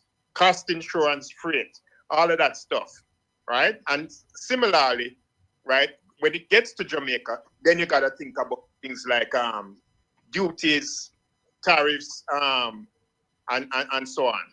So the whole point about it is that professionals have to be involved, right, when it comes to processing stuff, right? Especially when you're processing stuff for shipping internationally, right? it's best being handled by somebody who is professionally trained to handle stuff like that, because certain requirements has to be met. So to your guest's point, right, is absolutely correct on that, right? And I notice him trying to explain it, but without explaining it, it's just to say that there are certain requirements that has to be met. All right. Right. That's the first thing. Secondly, Mm-hmm. when it comes to the matter of hospitals and services and all of that, right? What we're really talking about here is administration, right? What kind of administration is being done? Because just to talk about providing health care, that's a broad statement. That doesn't say much, right? So really what we should be talking about is what does the statistics look like in terms of the care that each institution meets out each year, right? Or each quarter, as the case might be, right? And what that care symbolizes, right? In terms of, when you break it down, what that care symbolizes. That's the only way we're going to be able to measure it. Well, I'll tell you what, Patrick, I'm trying to get the minister on. I mean, maybe Courtney can help me to do that, because you're right. It's we need to expand the conversation. And as you can hear, we're talking about this. The topic was supposed to be the foundation, but you can see how passionate people are about the medical sector. So much so that we kind of veered off. I mean, there's some connection still to what some of the questions, but we kind of veered off. And what I'd like to do is, if we get the minister now he sits on the top of the podium. So now he can answer all of these things. But I think Courtney has done a terrific job in trying to explain what the foundation is about and what the requirements are and the shipping regulations and so on and so forth. Although Courtney still not answered my question about the thing. But Courtney, let me tell you something. Let me run something. Patrick, thanks for the call. I'll shout you here, my brother. I'll shout you later. All right, good. All right. Let me ask you something, Courtney. No, you were in the diaspora and you left the diaspora. And by the way, I see that our guest has arrived. But you were in the diaspora and you left the diaspora and you're in Jamaica, but you still claim your diaspora membership, right? So how come I'm here and I'm filing a lawsuit and I'm being told that I'm a diasporan? Basically, I'm not a Jamaican. I don't understand that. How come you get that privilege and I don't get it? You are asking for my legal services? No, I'm just joking. It's a joke. It's a joke. And charge? No. It's a joke. It's a joke. I know. Yeah. Caller, go ahead with your call, please. We don't have much time. Yeah. Good afternoon. Good afternoon, sir. Yeah, good afternoon. Yeah. What I was asking about with the foundation thing. Like, for instance, somebody donate a wheelchair from overseas to a disabled person in Jamaica. How they go about it to get some duty free and in trouble with custom and this high taxes and thing? Okay, Courtney. Can you repeat? He says if somebody wants to donate a wheelchair, right, from the diaspora, what is the procedure for them to ship the item without going through the hassle at the port, with the customs and excise and duties and tariffs? That's what. Once you engage with the foundation, we do an evaluation of the wheelchair, because it's not every wheelchair, and we make sure that it meets certain requirements. And once it meets that requirement, we'll give you guidance, as you would have to, on the origination side, you have to make arrangements for shipping. You will make arrangements for shipping. You take care of all the costs on the origination side. And we will give you information on how to consign it to the foundation, the address and the names that must be there on the foundation. And we'll give it to you. And that the shippers, they will prepare the documents and for you to ship. Once it comes to Jamaica in countryside and it is consigned to the foundation, I will assist. The foundation will clear that item. We pick up that cost of clearing that item and getting that item to whatever facility or donation entity that you're donating it for, the beneficiary, so to speak. So we take care. All right, you understand that, caller? Yeah. Could you give me some information to exactly where we can send it, please? Yeah, I'll get the information. I'll announce it. No, what he'll give you is he'll give you my contact information and stuff like that. before you can make that, before you get, you'd have to engage with us on the donation. And essentially an offer to us, and I have to accept it. I don't have to accept it. So once I accept it, then I'll give you the guidance, because it's important for you in terms of, as I said, how that's written on the documents. Because if it's incorrect, that's going to be another problem. When it comes here, we got to apply for reconsigning and all that stuff. So once you make that donation, you'll get my contact information, and then we can engage. All right, and then also, not every wheelchair is accepted in Jamaica. Right. So it has to be, and that's we specifications. We have specifications, and once it meets those specifications, then we will accept it. I'm going to give you 3 key principles that the donation must benefit us. It must benefit us to the maximum. Donors, as a principle, donors should respect the wishes and the requirements of the beneficiary. We have processes and stuff like there. Whatever it is, that has to be respected in terms of the process. We might go an evaluation that's done, because we accept donation based on those things. And then the standards, we can't have double standards. We cannot have double standard. It can't be good for Jamaica and not good for the US. Okay. It can't be good for Jamaica facility and not good there. So cannot have double standard. If it is good in the US, then it must be good in Jamaica. What's the third one? That was the 3. 1, it must benefit us. Right. The second one is donors, as a principle, should respect the process in terms of what we have to go through and stuff like that. It might be because it's an evaluation process that's there. We put these things in place. And then the third one, it can't have a double standard. So those little principles are things that hopefully over time we can engage with donors and diaspora for them to understand. A lot of people think once they're giving something, we have to take it. All right. Well, caller, look, thanks for the call. And I'll get Courtney's details out to the entire world so that they can call him and figure out how to get medical equipment and supplies to Jamaica without the hassles that a lot of people have experienced and are still experiencing. All right. So thanks again for the call. Yeah, take care. All right. Yeah. All right. Courtney, we have to end it right here. Yes. I have another meeting actually. Dr. Lennon is here. But look, I want to thank you for your patience, for your experience, for your time, to just go through and explain some of the things to us. The conversation kind of took a little turn, but that should be expected because people are having issues with the Ministry of Health and Wellness. I hope that whatever Nicole and Babatunde and the other people, the things that they mentioned to you, I hope that you'll take it on due consideration. And then when you meet with the minister, you might just want to like grease the skids and kind of like just mention some of these things to him just to see how receptive he is. And the last thing I'm going to ask you is this. Tell him that if he has the time, we would love to have him on Reason with Rattigan. See, it's not a bad experience. It's a learning experience where you impart knowledge to us, and then we ask some questions that kind of give you our feedback and tell you what our problems are.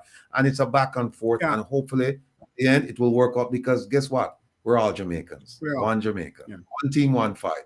So your closing words, sir. No, Ratty, again, thank you for having me and giving me the opportunity. I want to just say again, the foundation is here to help, to make it easier, to address those experiences that you have had that seems to be problematic. As I said, 10 years ago, we had quite a bit of that. Folks probably still have some of those experiences because they have not engaged or understand the way to go about it. Engaging with the foundation, you'll find a much better experience. I give everyone my number, and you have a personal line to me, and that holds me accountable. That's just how it is. And what I say is what I am going to do. The only thing I can control is my reputation and my promises. And the foundation we have to live by our word. And so I'm hoping individuals like Nicole can engage. She has a passion, and Noel Holmes, yes. There's a lot I'm looking to do and mobilize resources at Noel Holmes and many. Nicole, I am here. I am ready to change that view that you have. So engage with me. And I'm going to say, Customs website, my website will be coming soon. Mid-July, my website will be up. Customs website is pretty good. It has information on a lot of the questions that was just asked of me. The Customs website have it, and maybe you might want to invite folks from Customs to go through that process, and you'll get far more detail of that. I have to work with them and understand the environment, but they can give you quite a bit of detail. Look at this here, the website. They have, you go in there, how to donate a barrel, how to bring in a container, personal effect, returning resident. The website is pretty good. So owners should leverage that also, but try to get Customs on. But hopefully I will get Nicole. I want her to engage with me. I want her to engage with me. And you can't leave out Baba Tunde because he's gonna help her build that house. Yes, he's gonna. Yeah, you can't leave him out. Yeah, so but that's a reason with the minister and see how possible it is for these things to take place. Thank you. Because we have to get moving because people are suffering and dying in Jamaica. I just want to thank you again, and don't be a stranger. I'm gonna take you upon your word. And remember, this is home for you. Thank you. So whenever you have an issue, anytime, just give me a call. You pop in. It's not a problem. All right. Thank all your guests. All right. Enjoy the rest of the weekend. All right. You too. Thanks. Take care. All right. Okay. All right, folks. We ran a little bit longer, but it was well worth it because we got some information from Courtney, including his contact details. I have his contact details, which I'll disseminate to the entire diaspora. But for now, we have a gentleman that is going to come on and talk up the things, as them said.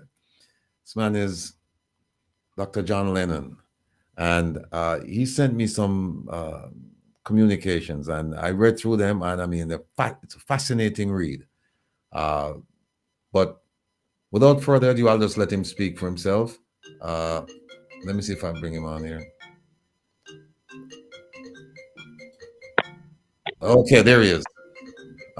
Before we start, now, hold on a second. Yes, caller, go ahead, please. Yes. Good afternoon, Mr. Rattigan. Yes, good afternoon.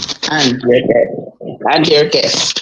Yes. How do we know that when we send these things to this foundation and they go and clear it themselves, because just anybody can't go and clear, which is quite obvious. Mm-hmm. How do we know that the things that we send will be dispersed appropriately in the way that we say, and it's not that they're going to take it and say, well, so and so, and this one is going to go, well, this is that, and we're going to put it over here because this and that, because that is what happens in Jamaica.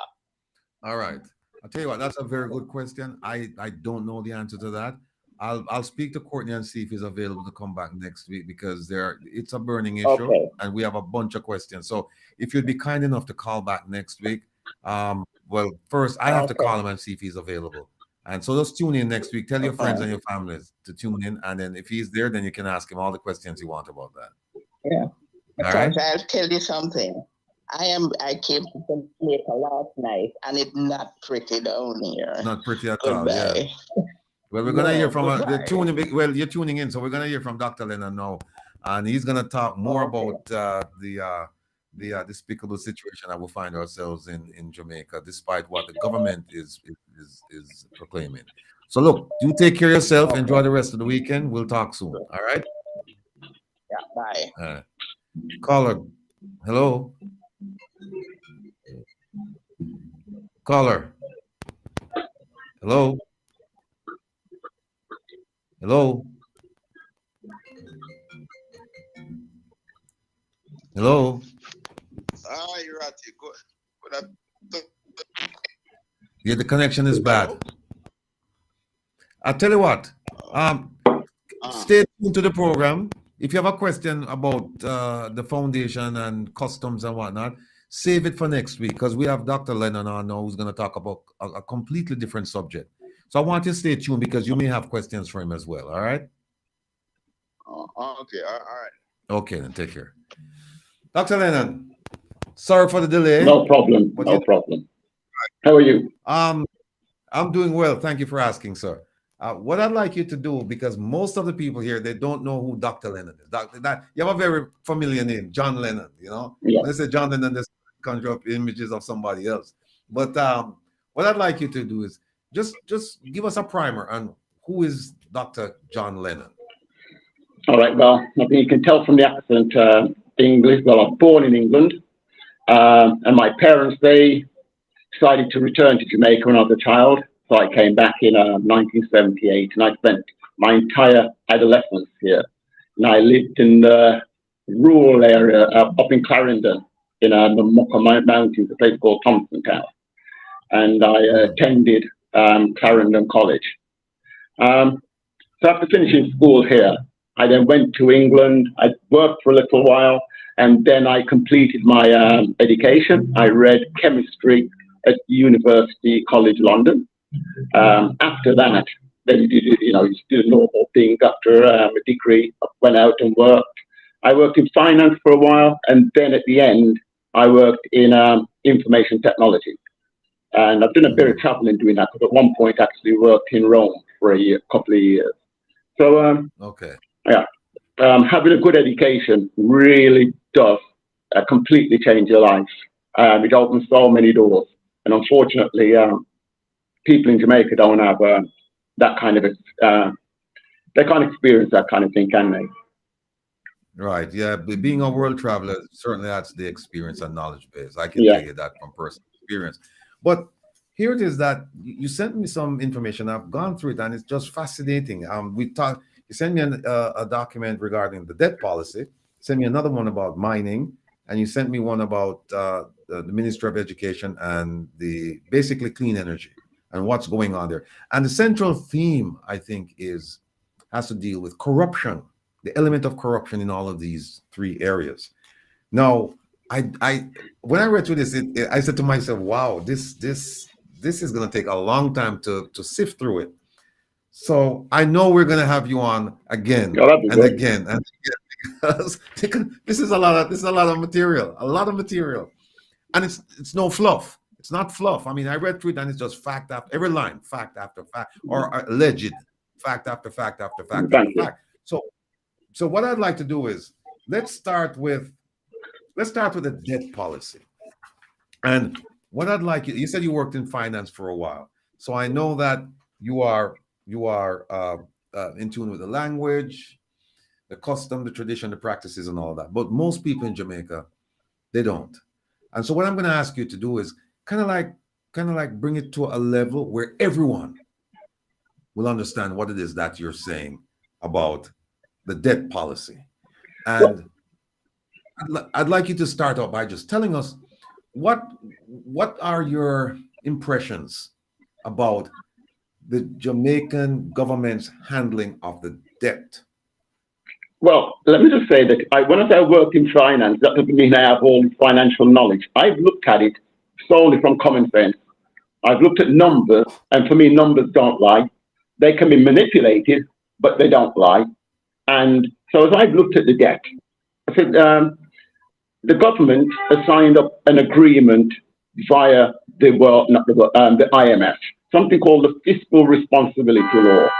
And when you look at this law, there are two main components to it.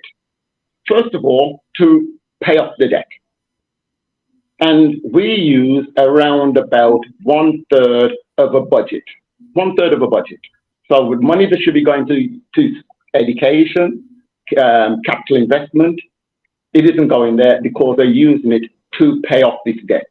And I used to say about 1/3 of every budget. And as you know, our budgets aren't big.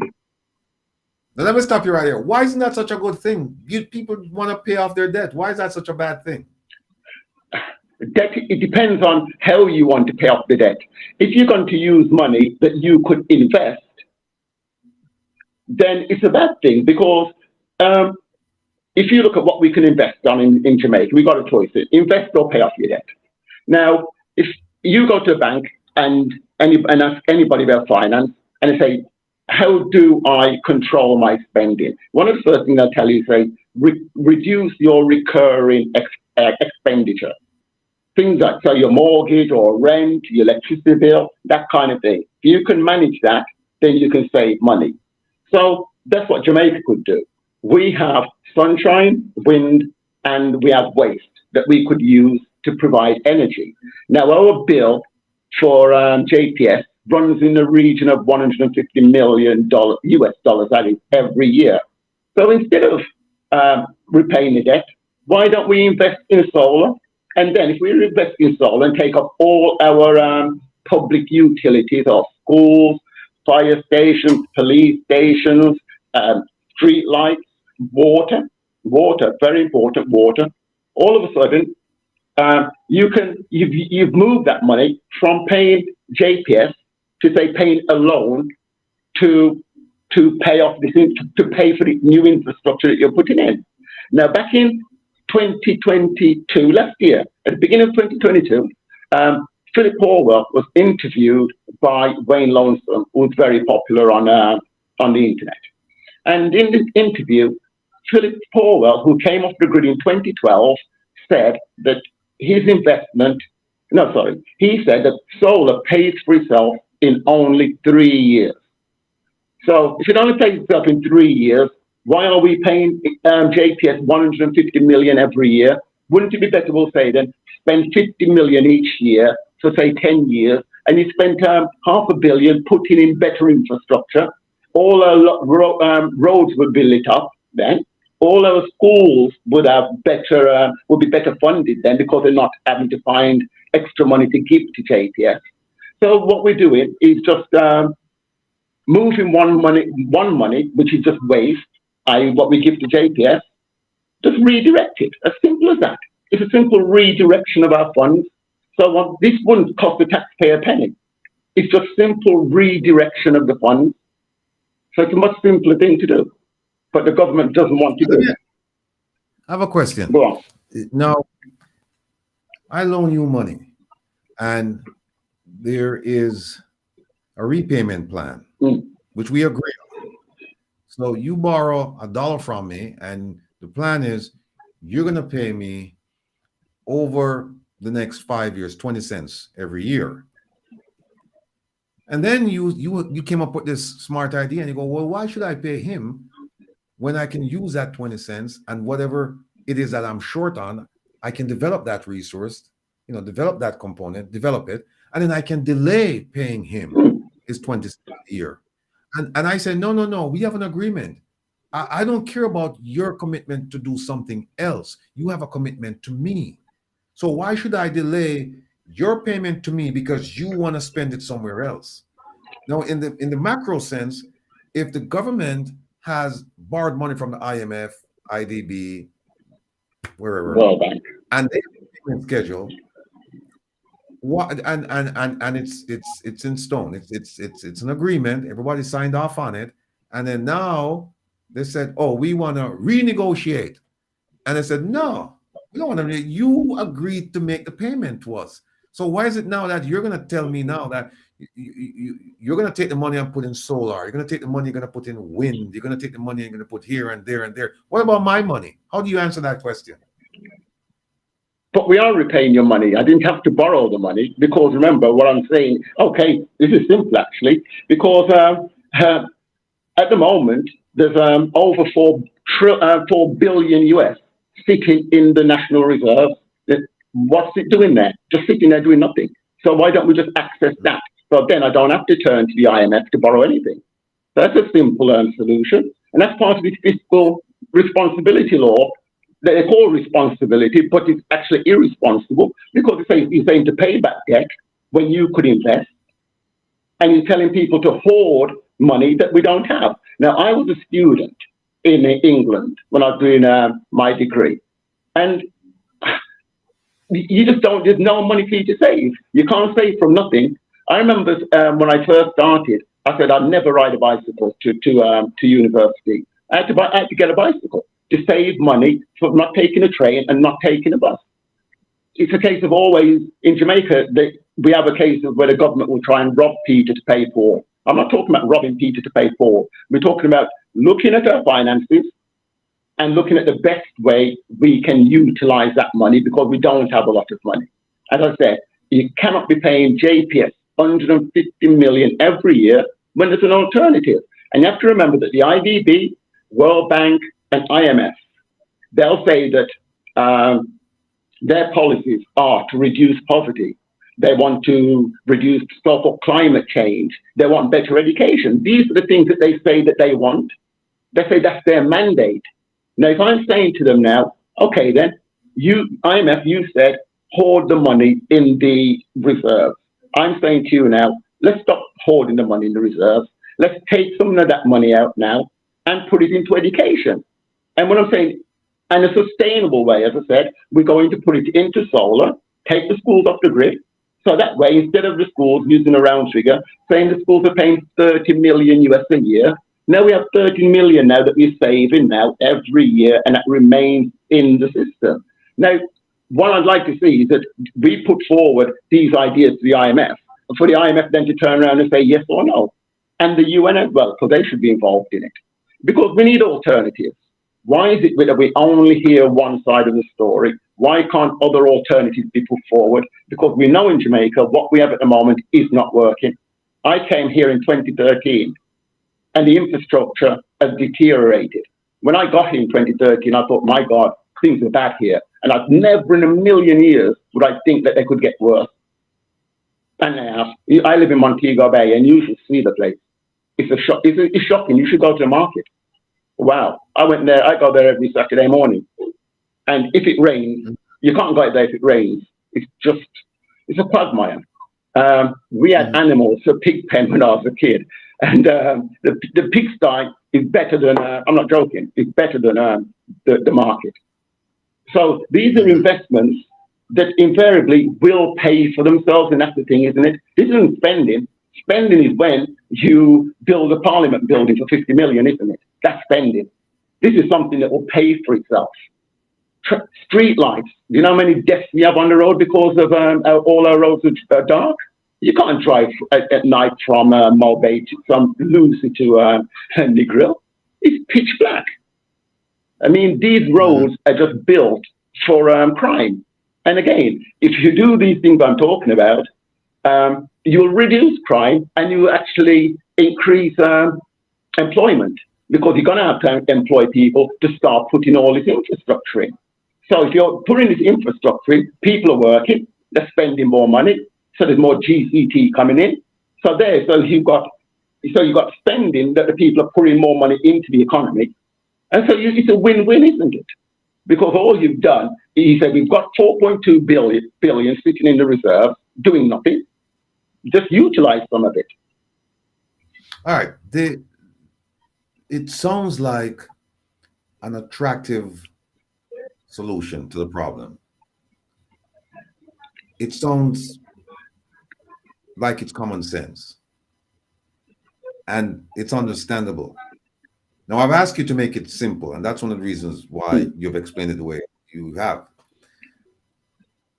Now, why is it that this doesn't seem attractive to the government?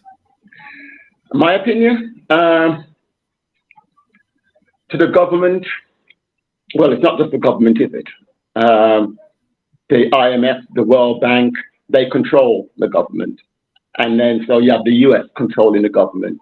So, I said, back in 2012, Philip Powell came off the grid. And he reported to the Gleaner and the Observer that his wonderful investment is, his sagacious investment is going to pay for itself in 5 years. And remember, sorry, I missed a very important point here. Philip Powell was the Minister of Energy, remember? So you'd have expected him to go to Parliament and say, look, solar pays for itself in 5 years. Let's take all our schools off the grid, because remember, the parents are paying for school fees. And at the time, you'll read any report back then that the schools are saying that the bills were in the region of $1 million Jamaican a month, $1 million Jamaican a month. And to get that money, they would get it from school fees. So if Phil Forward, well, what he should have done is gone to Parliament and said, look, I know that solar paid for 5 years, in 5 years, because look, I've invested in it, and we can do the same thing. But what happened was, in around 2014, 2016, he had a meeting with the World Bank, IDB, the OUR, and they sat in the room, and they decided for us to transition from oil to natural gas. And strangely enough, the oil was from Venezuela, and where does the natural gas come from? US. So we benefit in their economy, not ours. So yeah, this is very good for them. And we were told, we were lied to, because they were lied to and told that this will deliver cheap electricity and more stable as well, so there'll be less power costs, etc. Just before COVID, it was reported that Jamaica had the 4th highest electricity rate in the world. That was always going to happen because the bill for the regasification plant, or whatever you want to call it, the facility they built, cost over $1 billion US, and that money is in our bills now. We're paying for it in our bills.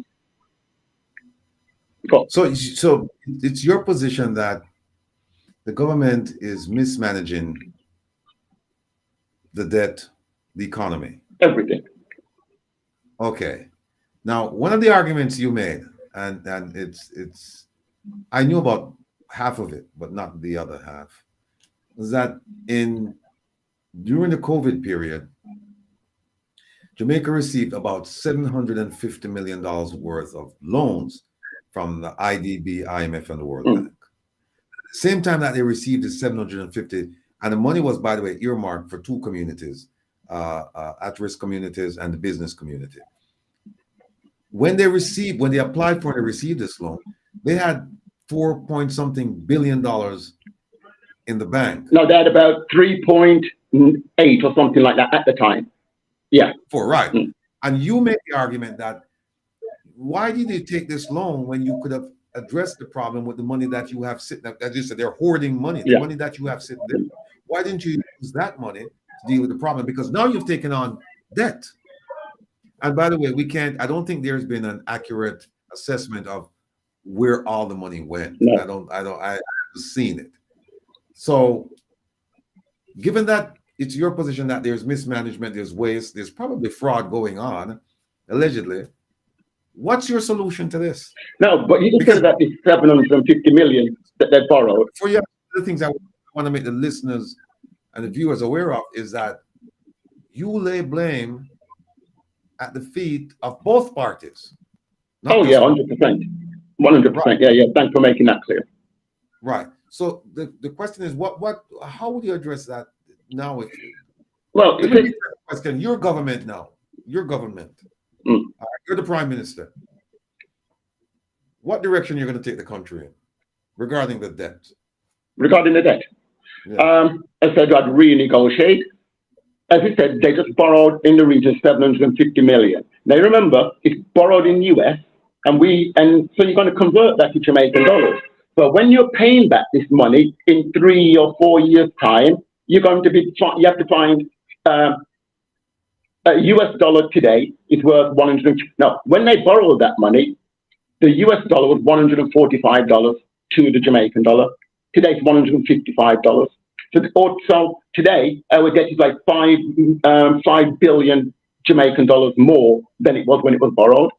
How can you borrow money when your currency is depreciating?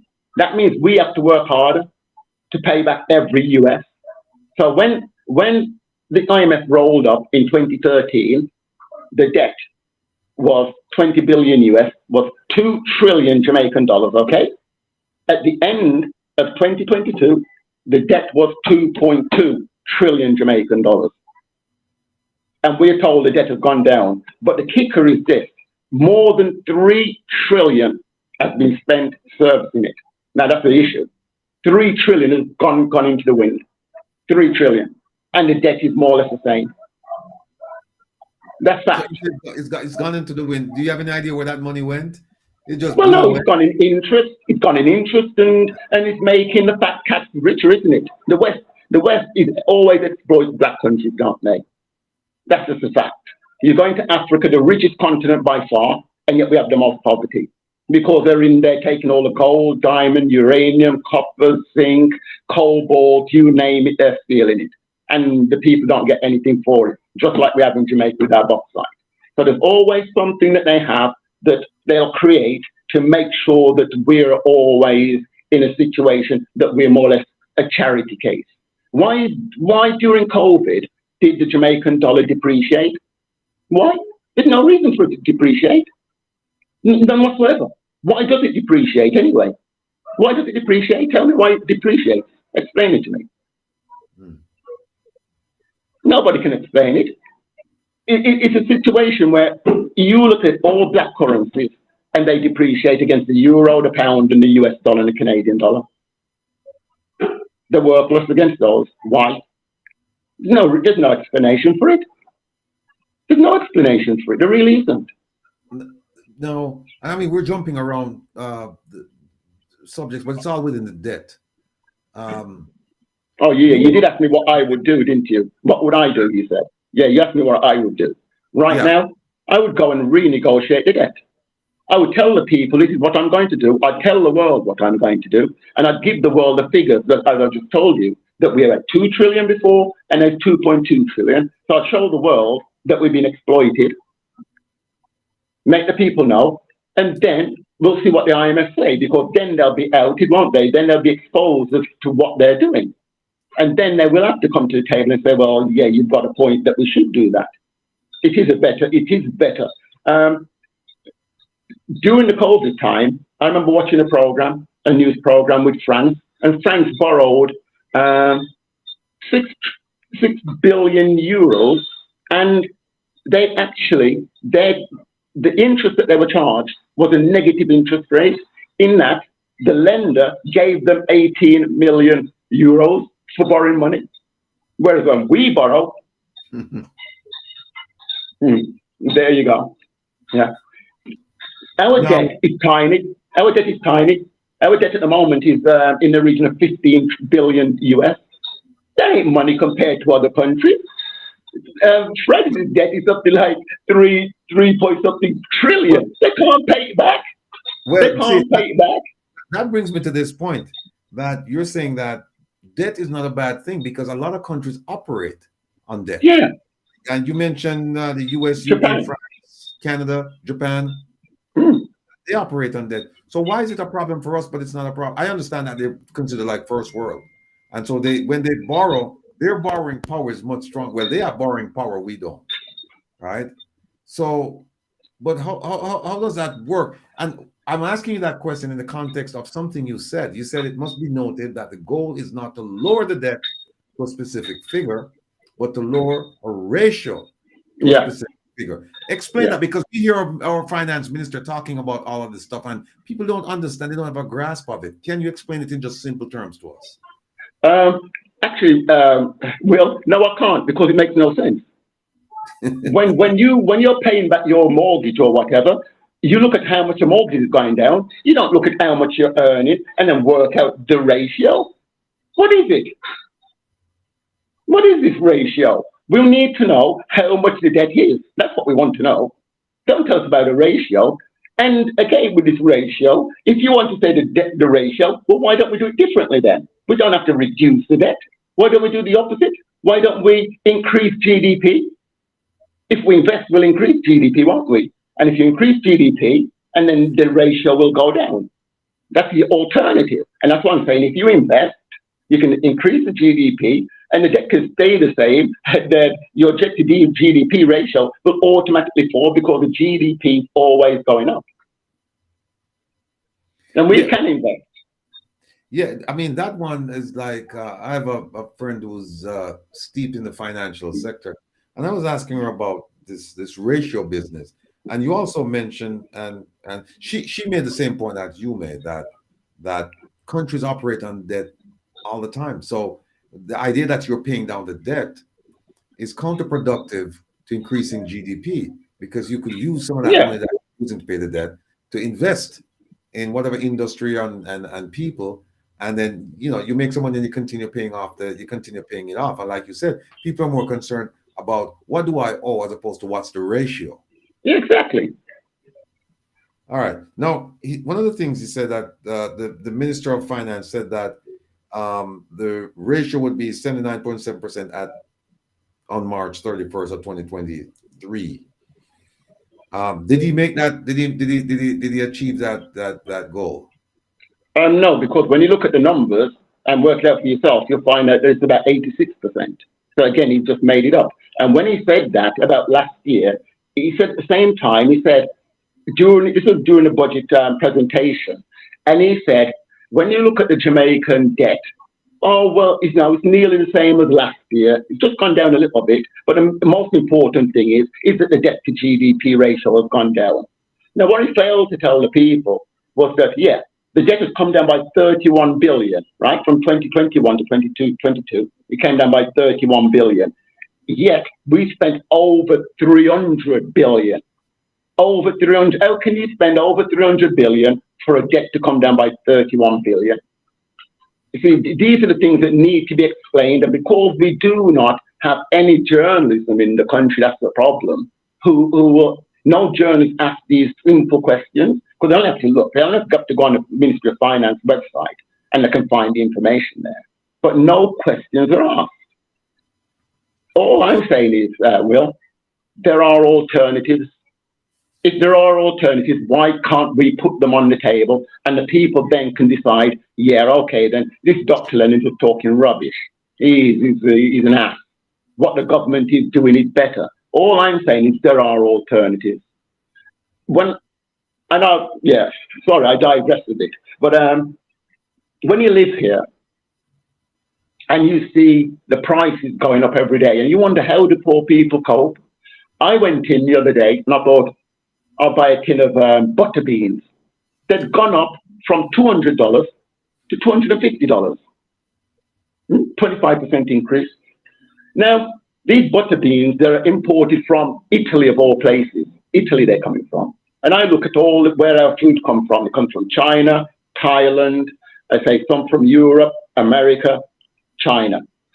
And you're thinking, okay then, now that we have renewable energy now, when our solar is extremely cheap, why don't we now have manufacturing in Jamaica? So food processing is a great example. Instead of us importing all of this food, why don't we, if we don't grow the item here, why don't we import the raw material, add value, because that's what the Europeans do, isn't it? Unbelievably, Belgium and Switzerland, half of their GDP comes from bloody chocolate. Mm-hmm. Chocolate don't grow in their country. West Africa. Yeah. That's right. Yeah, but we don't get no money for it, and yet they're driving around in Rolls Royces and Bentleys. This is ludicrous.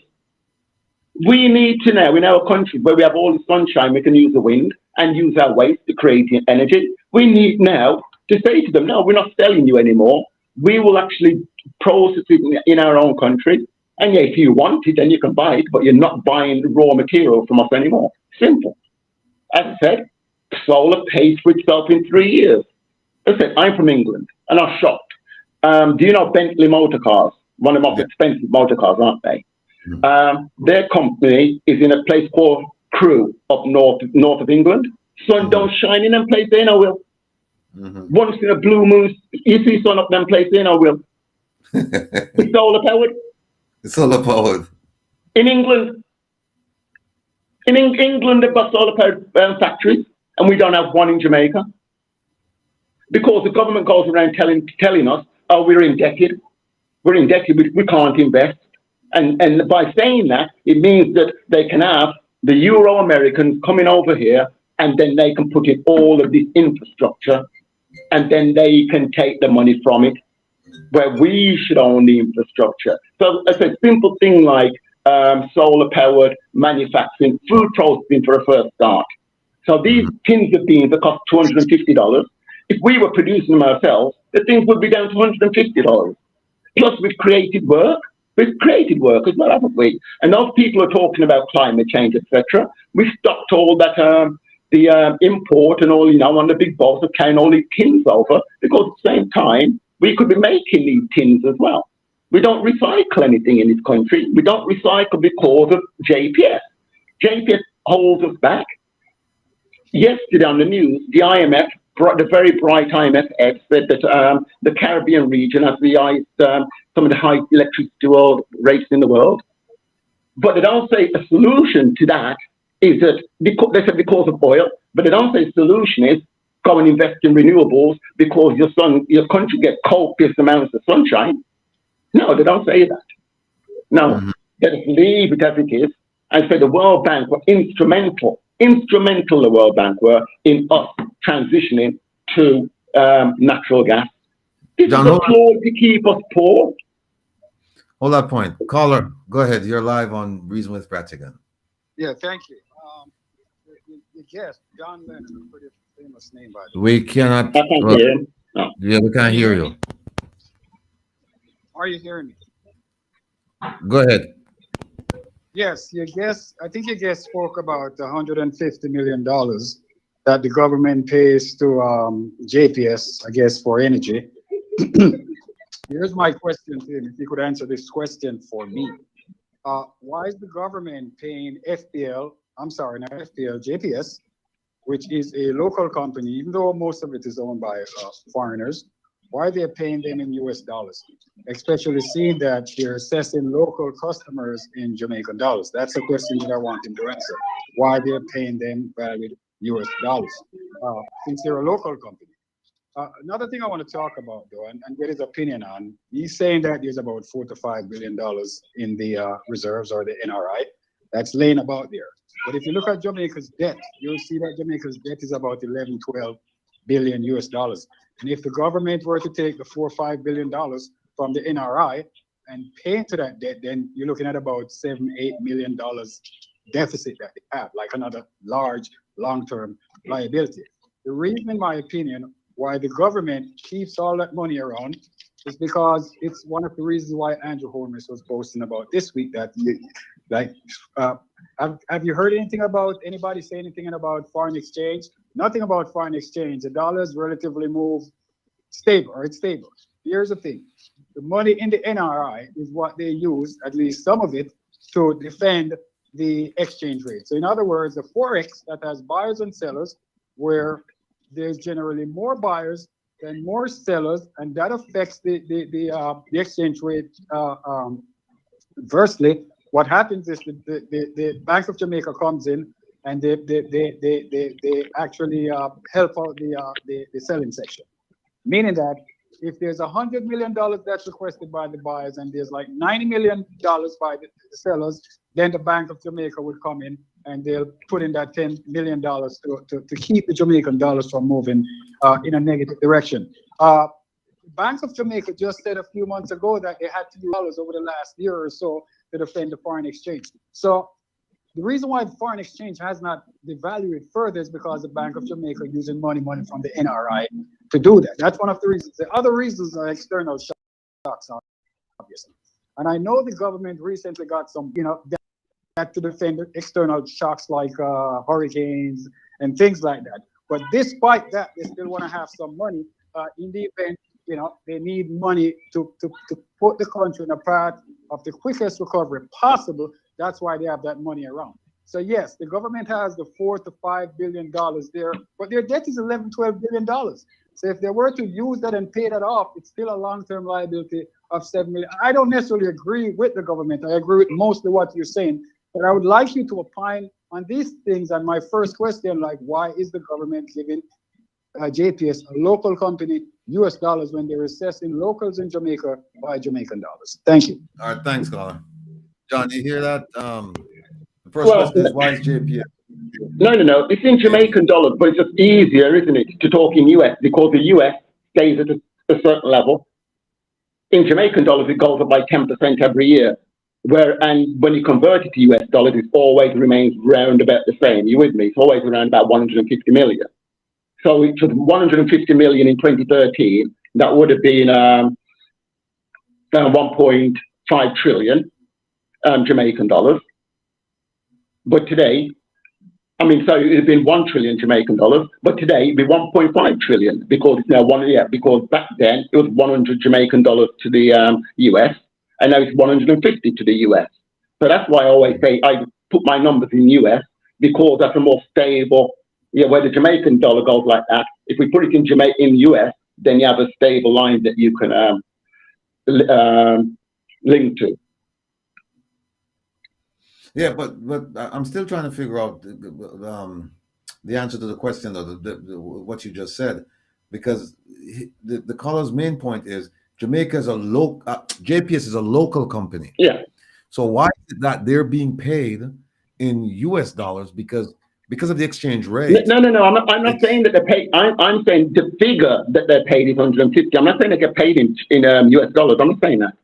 I'm saying when you add up the bill when you add up the bill every year, it comes to about 150. You have it in Jamaican dollars and you convert it into you convert it. Yeah. Okay. And the second point he made was about having the reserve funds to guard against the fluctuating exchange rate. Yes. And that you use that it's not used to pay off debt; it's used to guard against the fluctuating. It fluctuates. Why does it fluctuate? It fluctuates because we have an economy that's a very, very weak economy. When you compare our economy to Barbados has got 1/10 of the population that we have. And if we had the same, and if we had a GDP matching theirs, our GDP would be like over 50 billion. Well, I tell you what, I don't know if you read the article in the Miami Herald this week, but it says that Jamaica was a nation struggling with high debt and is now a model of economic resilience. You take exception to that? Yeah, I started to read it and I just turned and I stopped because I was heading for the toilet to go and throw up. It's a terrible, it's a shocking piece of so-called journalism. Some woman who's been paid off by the JLP. Come to Jamaica and you'll see for yourself. We don't have roads, mate. We don't have anything here. We have no infrastructure. Hold on. We have nothing. Let me take another call. Caller, go ahead, please. Yes, I'm glad you started talking about the article in the Miami Herald. Yes. I consider it to be like a whitewash austerity report because it only centers on tourism that is only, for the super rich 1%, so-called elite Jamaicans. My concern is about the bill or the debt that we have incurred from the Belt Road Initiative from China. In an article that I wrote and that I had saw in the Gleaner about 2015, it says that half of our debt is owed to China, and it says that in another report from the Guardian, it says that Jamaica has given the Chinese over 1,200 acres of land to build luxury hotels. And all that we have gotten in return was expertise and investment. So to me, it's almost like a case of paying off Peter, but still borrowing from Paul. We're still owing to China. It's, like we're swapped one colonist for another. So I want to know, what China does to companies that cannot pay back their debt. They would seize the country's asset. What is the status with the ports? Is it leased or is it owned? Are we going to be paying tolls in perpetuity? What is the deadline that we're going to get all of these things back? So that's what I want to know. And in terms of expertise, it's interesting that in order to open up a business in China, you have to give them rights to replicate your the item that you're trying to manufacture. But in terms of Jamaica, they have all these engineers that we don't see Jamaicans training underneath them to at least get the experience. What happens after they're gone? We're going to maintain these roads and we don't have the expertise to maintain them. So that's just my thing. What about the China debt that we're owing? We're paying off the European, but we're still owing the Chinese. Thank you. All right, take care now. Yes, Doc, your response? From looking at the debt, I don't see any big amount to the Chinese, to tell you the truth. A lot of our debt, I can't remember the figures now, but a lot of the debt is actually, a good chunk of it is actually local debt, which quite shocked me. The IMF debt isn't that great. It's only recently got bigger because we borrowed, I think, 1.7 billion we recently borrowed. But you have a look at the figures and they're not, I don't know how much Chinese debt, but I don't think the panic that people have about the Chinese, I don't think is well founded, to tell you the truth. Not in Jamaica. Might be in other countries. I don't think it's founded in Jamaica. So is it then because people that talk about the roads and the China Harbor investment in Jamaica and Goat Island and the building of the foreign affairs headquarters and all the other things going on in Jamaica. So you're saying that they don't amount to much in terms of the debt? Not in the grand scheme to what has gone before. I don't think. Okay. I said this is just my opinion. I'm not 100% sure, but I don't think that the China, at least with a structure, don't they? They don't just take. Like they actually do put. You can see something. They're not, I'd say they're not the best partners in the world, but they're a lot better than the Europeans. If you go into Africa, look at the amount of infrastructure they're putting there. But then again, Will, it comes down to the government that you have and what deal that you decide to sign with them. That's the thing, isn't it? You don't have to sign the deal. We need to see all these deals that are on the table. We need to have access to them, and we don't. That's the problem. And you know what? That's one of the exceptions under the Access to Information Act. Some of those deals that you're talking about, they're not. You're not allowed to see them under the That's HCI. right. That's ludicrous. How can the government say to the people who put them in power, we're their bosses, and you're going to say you're the one shoulder boss? How can you imagine that? Your boss, you turn around, your boss says, "Oh, can you show me the financial report?" And you say, "No, I'm not going to give it to you." How could that work? Hold on a second. Caller, go ahead, please. So when it comes to China, I can't say much about that. I'm not going to. Yeah, I don't know much about that. But I do not think the debt is as high as people think. Yeah, hold on a second. Caller, go ahead, please. Yeah, I have a threefold question. Every minister of government that covers certain industry, is it?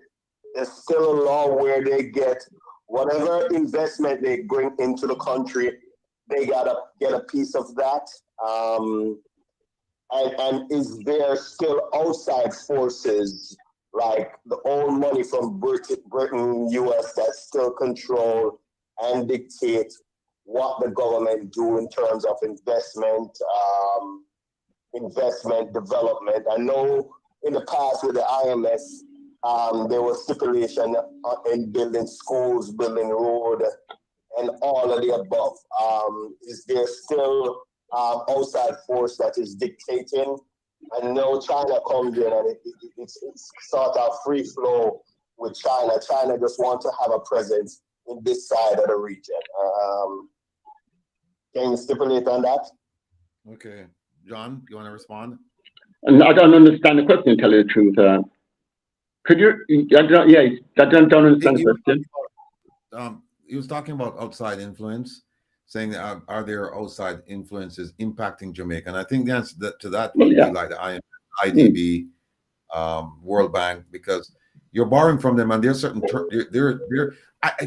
I don't know if the negotiation is done in good faith or with strong people, because the terms basically are being dictated to Jamaica. And time and time again, they can't live up to the agreement, so they have to renegotiate. And whenever you renegotiate, usually there's a penalty associated with something like that if you're going to asking for a longer repayment period. Here's a good example. We just borrowed 1.7 billion apparently, and 764 million of that, they said it's for let's just say for green. So if it's for green investment, why aren't they spending it to do the things I just said?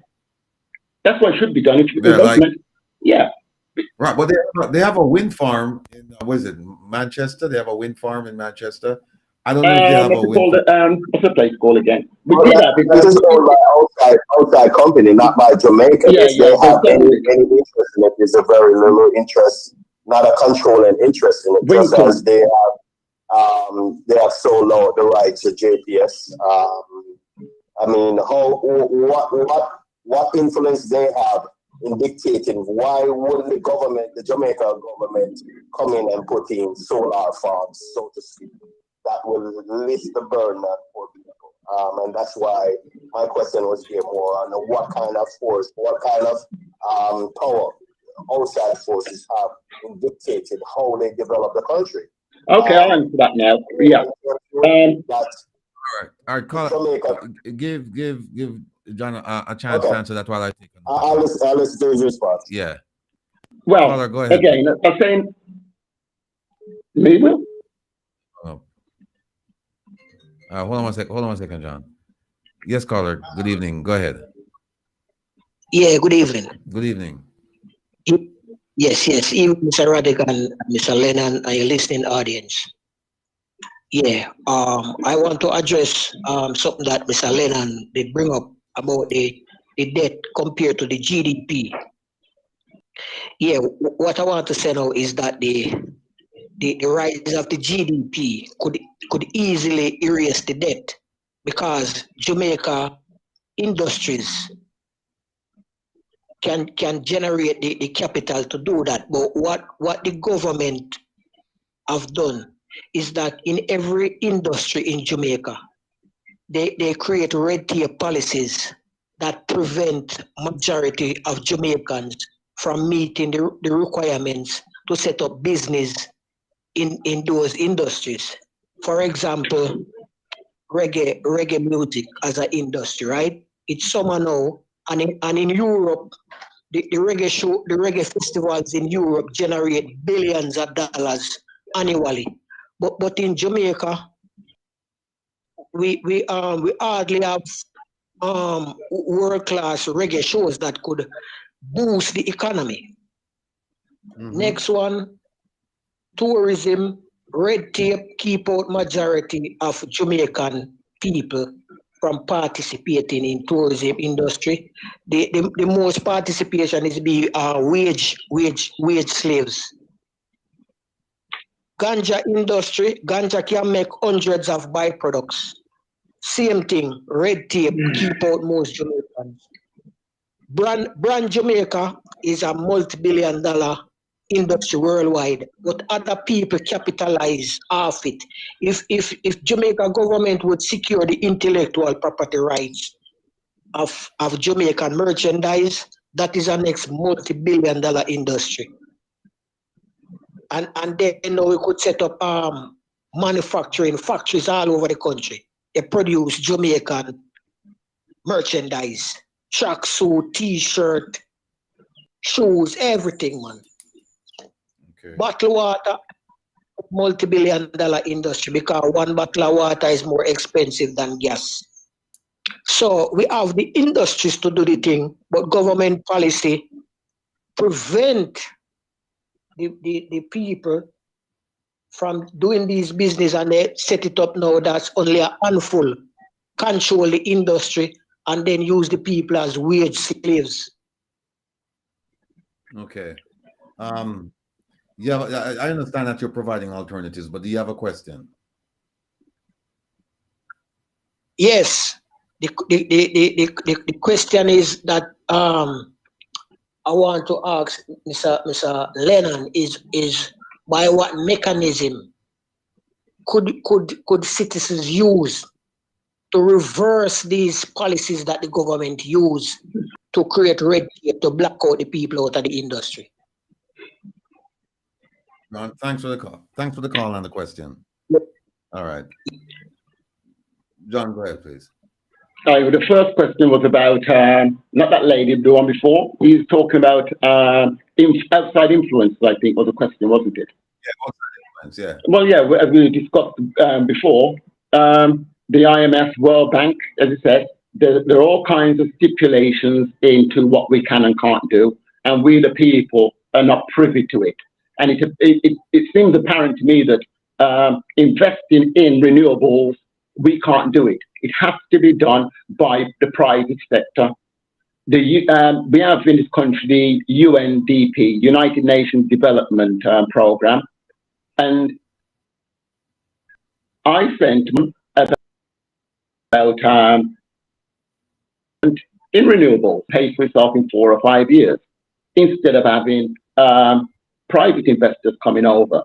And yet that is still the course of action that they want to take, that all our industries, the renewable energy industry cannot be owned by the Jamaican people.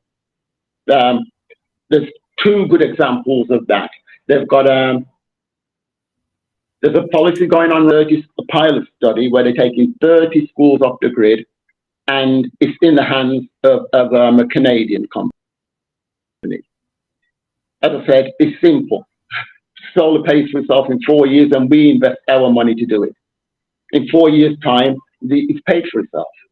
It's financial negligence. It really is. It's negligence by doing that. You'd never find a cash cow. No business would give a cash cow to another company, would they? And that's what it is. At the end of the day, it's a cash cow that you're handing over. Yeah, I think you call it something else. I think you call it exploitation. Criminally exploited and mismanaged. Yeah. Right. Look, let me say big up all of the people, all of the, people from Partner Draw TV and Win Lonesome program, Jeffrey Tavares program, Fireman program, all of the programs. If you're here, big up on yourself. And for those of you asking for Herb Nelson, Herb was supposed to join us today, but obviously he's not here because something came up. So he'll be back. I think he'll be back on Wayne Lonesome's town hall meeting tomorrow night. But if he's not, then next week for sure, he will be here on Reason with Rattigan. You know, you look at New Kingston, you look at Lee's Flats, you look at St. Anne's, you look all over the country, high-rise buildings, high-end apartments, they're all going up. And so people look at that as one aspect of the economy, and they say, look, housing is part of the economy. And there is a housing boom right now in Jamaica. Everything is going. Never mind the violation of the building code, right? Because we see a lot of that going on. But people point to that and say this is an example of how well the economy is doing. What do you say to that? I tell them to come and go into rural areas and see how well when you haven't got roads. And if you think that's the Kingston is in Jamaica, remember, and these buildings are going up by private investors are putting them up, and then you've got to think because we know how the government is what conditions, what are the conditions for the businesses to go up? Look at the amount of hotels that have been built. Hotels aren't. Yeah. Look at hotels. How much do you think the hotels actually, give back to the economy? I mean, if somebody comes and stays in an all-inclusive, that person only leaves the all-inclusive when he's going to go on a trip that's organized by the hotel. So how does the Jamaican people, how do we benefit from that? And when you say there's the boom is in the hotel industry. That's where the boom is, where they're putting them up everywhere, chopping down all the mangroves and putting in the hotels. But I was looking at the figures. I haven't gone through it properly yet. But when you look at the budget and thinking, okay, then where does our money come from tourism? And you'll find that something called a room tax, travel tax, and that's really about it. You're trying to find elsewhere where the money comes from, and the amount of money isn't as much as you would think. Most of our money actually comes from GCT, where we, the people, pay when you're buying your beer or whatever you're buying, and you pay your tax. That's where the great majority of our money comes from. Then you've got our, what do you call it, import tax as well. When people send over whatever they send over, $50 US dollars, you get taxed on that. So the government gets a big chunk of that. But when it comes to tourism, that needs to be examined because it's not. I agree with you. I have a strong view about tourism dollars coming to Jamaica, benefiting the locals or people of Jamaica. We have a call. Caller, go ahead, please. Yes, Mr. Ratty. Good evening, and good evening to your guests. Good evening, sir. I am a firm believer that wherever Black people make up the mass majority of the population, Black people must control the economics and body politics of that community or that nation. Now Jamaica is what, 98% Africans. So the question is, do the African population of Jamaica control the economy of Jamaica? And that is a big resounding no. But I would like to take it even further to say, piggyback on what your guest said. This is a global thing, because although all that gold that he spoke about is in Africa, no African banks, with the exception of probably South Africa, is no sub-Saharan African central bank is allowed to hold gold in their central bank. So you see, it's a global thing. This is a global thing against African people. You see, so these people here, these politicians, they are puppets. You see, they are puppets from the colonial master, have them as the puppets. But in order for the thing is this, in order for this thing to work, the populace has to be sold and the puppet. You see, if the populace reject the puppet, the system will reject the puppet too.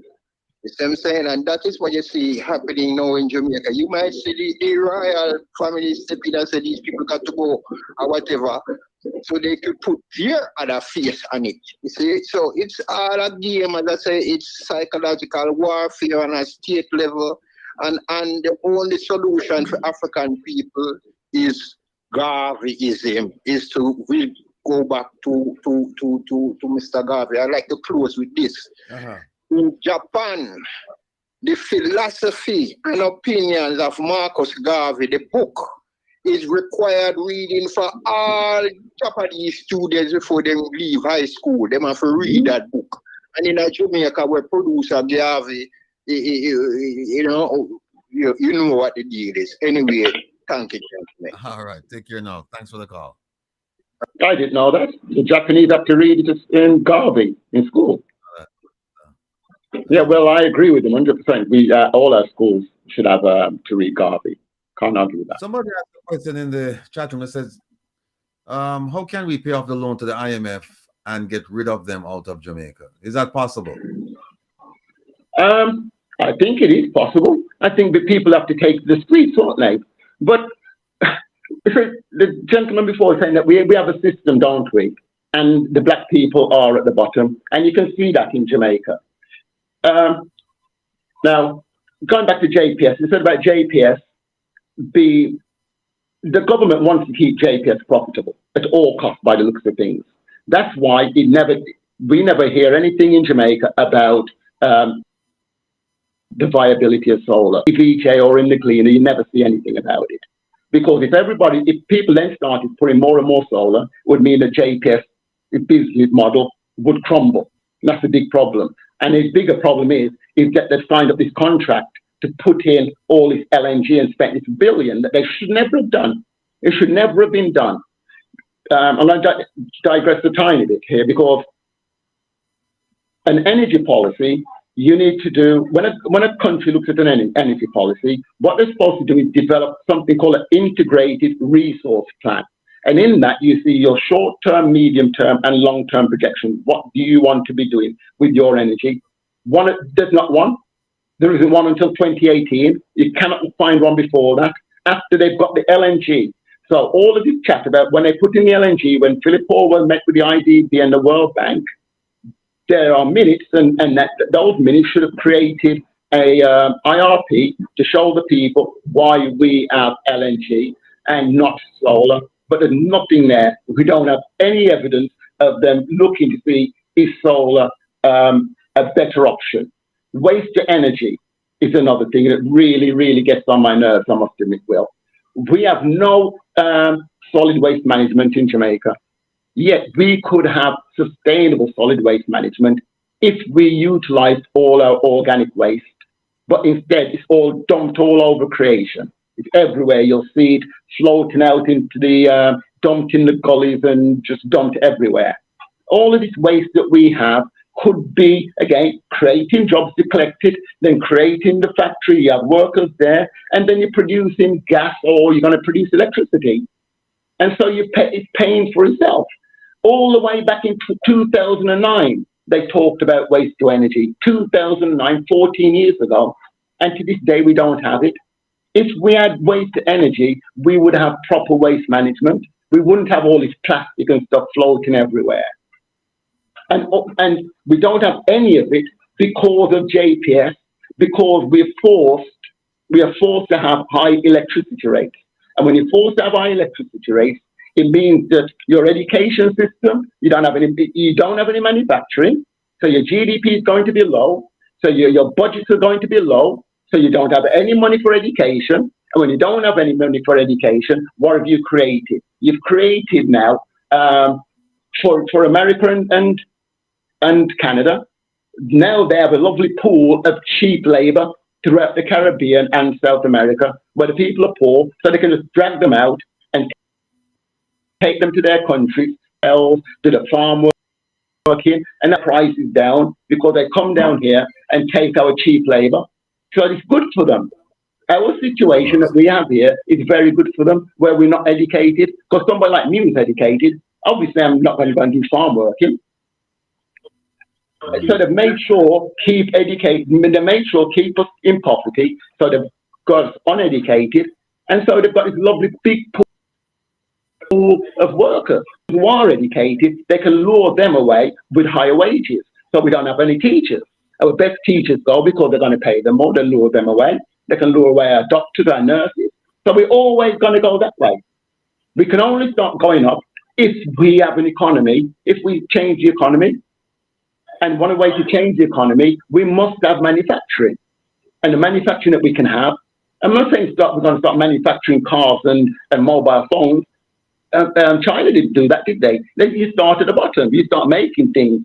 Khaki uniforms, they're imported. When I was a child, your khaki uniform was made in Jamaica.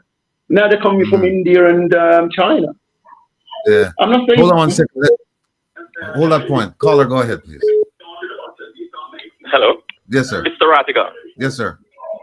Listen, I've been listening to the program. Great program. Thank you. This is the question. This is the question I have for you.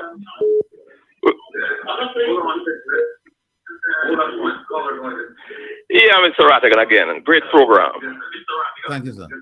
Listen, the problem I have, I'm sitting here in the United States and wondering to myself, we have all this talent. What's the real reason why we have not made the kind of decision that we ought to have made? And who do you blame? Who does the guest blame for this problem? Repeat the problem again, please. What I'm saying is, some of these problems we've had in Jamaica are very obvious. Uh-huh. And consequently, I'm struggling to figure out if these things are so obvious. You're clearly not hearing me.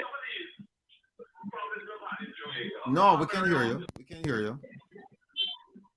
And so consequently, is it that so our government is so poor?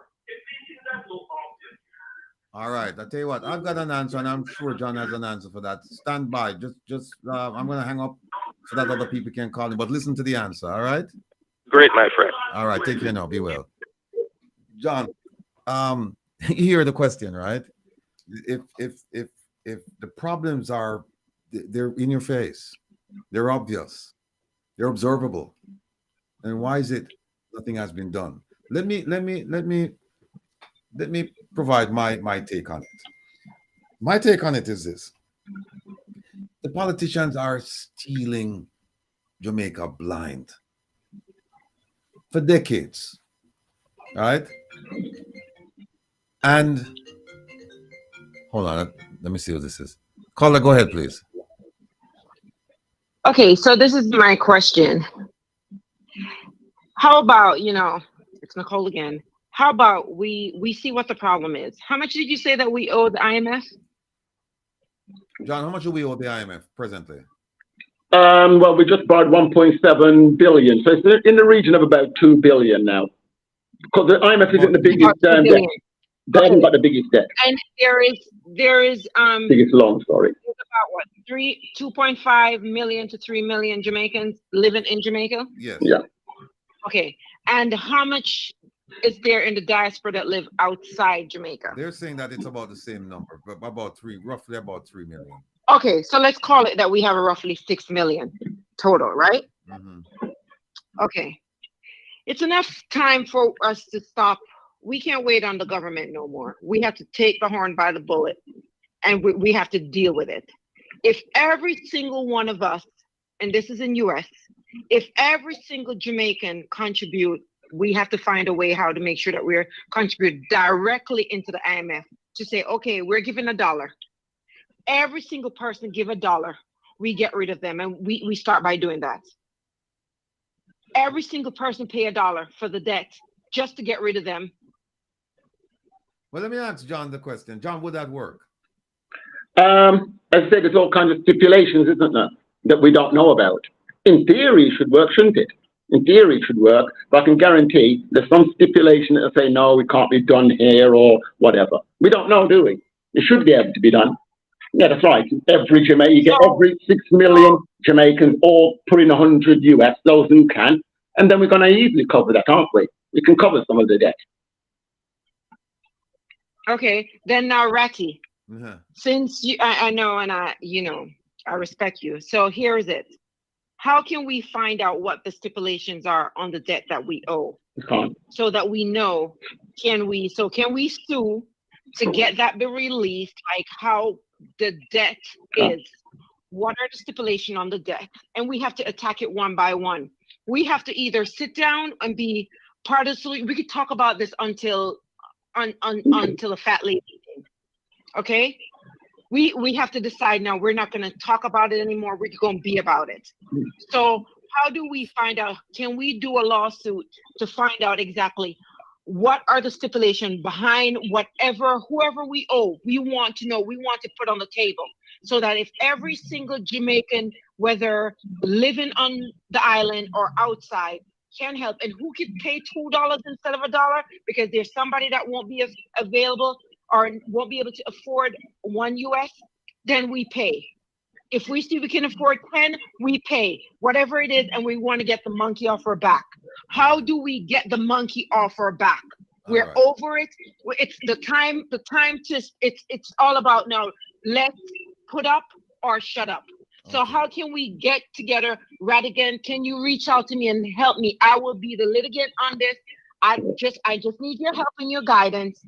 How to sue to get this information public so we can say, okay, we're going to pay back our debt. And when we pay back our debt, we need all the monkeys off our back. All right. Listen to the answer, all right?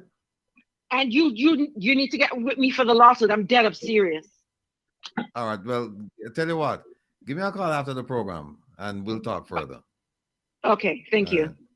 No, regarding, I like regarding question, yes, you can sue. First, before suing, I would say go and try and obtain the, information through ATI. Yeah. Have them come back and tell you that it falls within one of the exceptions. I will do. I think I did. I'm sure I sent to ATI in already, and they just didn't respond. I'm pretty sure I did, because I'm always sending out ATIs or whatever. They're not giving you any information. Cabinet level communications, they will not provide you with. And if it has to do with Jamaican economy and their lenders or whatever, they're not going to provide that to you. So yes, you can sue, but who knows if the judge is going to allow it. But that's something we need to explore. We need to explore that. Hold on 1 second. Caller, go ahead, please. Ratchet. Yes, sir. Okay. Your program is live? Yes. Okay, yeah, man. Ratchet, listen to me. We saw the lady suggest a while ago about Jamaicans paying off the debt. Yeah. Right? I thought about that a long time ago, but I don't think anything like that should happen until we curb corruption. Fair enough. Because they will get the money that's going up. Well, you know what? That's a good point because you have to balance it. Because if it's allowed that Jamaicans living in the diaspora in Jamaica can pay off this debt, which I'm not sure they can. I'm not sure they Yeah. make that kind of arrangement. But let's just say, for the sake of the conversation, that yes, we could. The thing that I would worry about now is that, okay, what are the politicians going to do with the money that they would normally Right. use to pay off this debt? Because now the debt is paid off and they have this money, and you can rest assured that all that money won't go into the investment in the country. So you're right. You have to make sure that on one side you can curb the corruption, and then on the other side, if it's allowed, then you make the payment. No, Ratty, let me tell you the next thing. You see the thing with the Constitution, we need to write our own. I'm all with that too, you know, all with it. But we have to curb corruption first. You cannot have politicians who own how much thousands of acres of land, beachfront property, and him pay 1,000 Jamaican dollars fee. And you want me to give money into that? No, we have to curb corruption first. All right. Well, I'll jump in there, Will, and say that all right. Yeah, we have to change the Constitution. All right. The only way to solve all of this Constitution, isn't it? We need a real Constitution written for the people. That's the only way we're going to change any of this, to root out all the corruption. As he just said, who knows where, if we try to pay off the debt, who knows what will go on if we have the same people in charge. There's going to be more corruption. We can only new Constitution. And again, I'd say that somehow the people need to take to the streets and sort this out. It's the only way now. And let me just say that I'm not for, excusing politicians who stole, even if this payment scheme is allowed. I'm saying that they have to pay back. We're going to go back and look at all the monies that have been that have been mismanaged, that monies that have been missing. I say we go back. We don't say all is forgiven. They took it, let them go. No, hell no. We go to them. Yeah, but a real constitution would do that, wouldn't it? Well, that's the thing. Having a real constitution will root all of this out. But you see what you're doing with the Constitution, right? I don't know if that's going to end up solving the issues that we want to solve. Let me just hold on one second. It's for the people. Let me just go back to our question. Caller, turn your device down, please. Let me just go back to something that somebody had asked about. Well, one of the callers called and said, "Well, the problems are obvious, and why is it that nothing's been done?" Well, here's my take on it. My take on it is that the politicians are doing it because the people have been unresponsive. The people have been unresponsive. Some of it is because the Malays, they just don't care. Some of it is because of ignorance. And then you have other reasons. So the question then is, how do we get people to a point where they understand? And this is a program. This is one way of doing it. So people understand what's going on. And then they can take decisive action. And there are many ways you can take decisive action. One is at the ballot box. Another one is lawsuit. Another one is PR. Right? There are many ways you can do it. To answer that caller's question as to why, part of that is the politicians are ripping the country off, and two is people just don't seem to care, and there are a number of reasons why, and one of them is lack of education. So we're trying to educate people what's going on. Yeah, ignorance. We don't have any journalism. The whole purpose of journalists aren't doing their jobs, are they? They're supposed to be reporting to the people. That's their job. The job is to keep the politicians on their toes by telling the people what is going on, but the people are clueless. And if you don't know what's going on, how can you protest against it? If you're oblivious, so you can't. That's right. So we have a system where the problems are obvious, but the people they can see that, okay, I don't have a road, but they don't understand that we could have a road, and they just don't understand that poverty is actually created. It's not a natural phenomenon, is it? It's created. They've put in place all these policies to make sure you stay poor. I said, I went to the market today. When I came in 2013, I was buying a pound of yam for $100 and pineapple for $100. Today, yam was $100 and pineapple was $70. Now, I can tell you, fertilizer, for instance, has tripled in that time. So you can see straight away the poor cannot escape poverty. Right. They can't. And so when you're going to say to a person who's struggling like that, talk about the Constitution and problems, all he's worried about is putting food on the table. That's just it. And that's the problem. And the politicians know that. These people are caught up in just survival. They haven't got time for anything else. 70% of the people haven't got time for it. And even a program like this, not many people can listen to it because they haven't got the Wi-Fi and the data to watch it. All right. Hold on one second. Oh, the caller left. Mm-hmm. Yeah, it's a vexing problem. I mean, and it's. We need all our bloggers, your Wayne Lonesome, all of them, to get on the same page, and they all talk about the same thing, and they tell the people, and then we come up with a plan because we have to. That day is coming, my friend. That day. But the thing is, it can't come in 10 years' time, Will. We need it now. I live in Jamaica, and I'm telling you, things are bad here. We need it today, or yesterday, they would say. But we need these bloggers, we need the Wayne Lonesome, these people, to all get together and start singing from the same hymn book. It can't come in 10 Hold on a years' second. time. Caller, turn the device down, please. Caller, go ahead. Yes, Ratty. Yes, sir. We're live and direct. Yes, sir. Ratty, you see how good this program is, my brethren. Can you turn down what's in the background? But I can't hear it. And you see the passion of the people and the love for Jamaica. This government, I don't figure this government, the present government that we have, I don't see that they have the people interest at all. And if we go and bail out a government, it must be a government who that we see really trying. You see? Right. And then we see that they're trying to do their best. And then we can say, all right, we're going to aid them and assist them to meet their ends. I cannot see, people who came from the same normal background and you go and you tear down poor people's house. You basically disrespect the people who put you in power.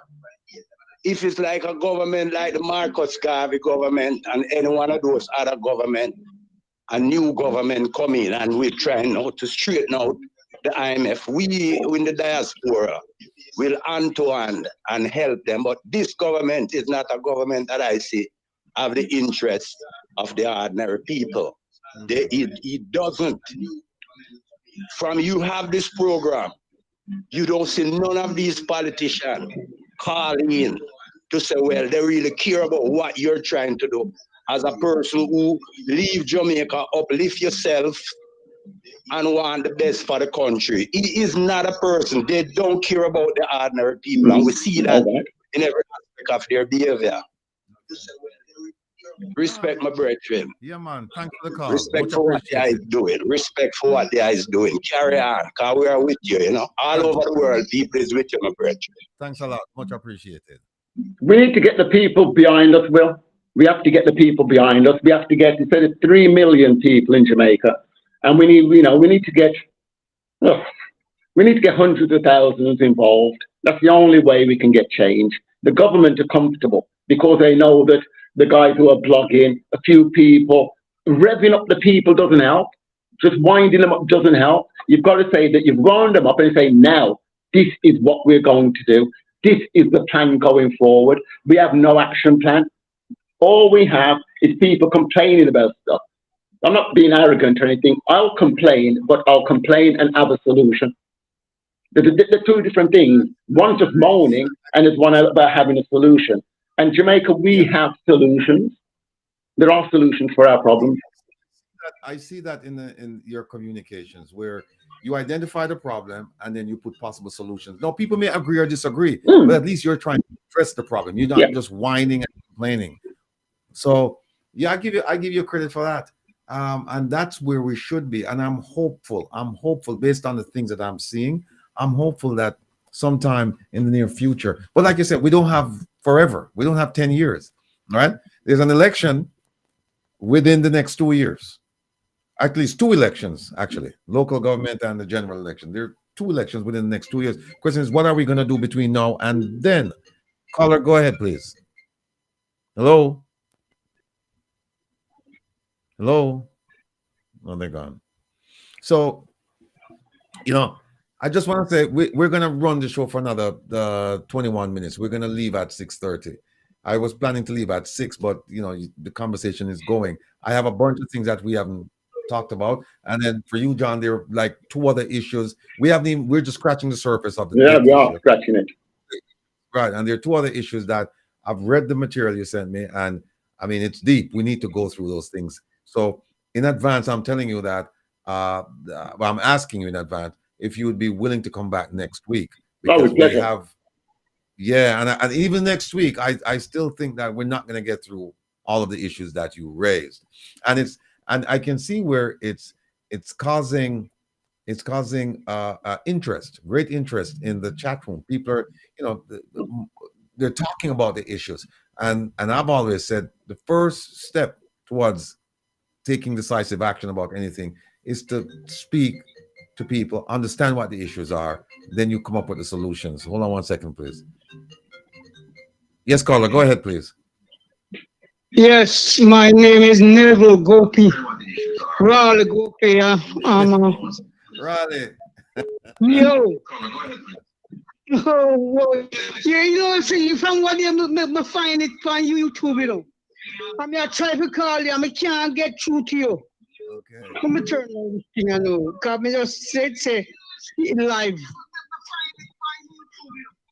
Yeah, you have to turn on your device. I can't hear the Yeah, but I'll turn it down now. Yeah, I find it on YouTube. I mean, I try to get through to you.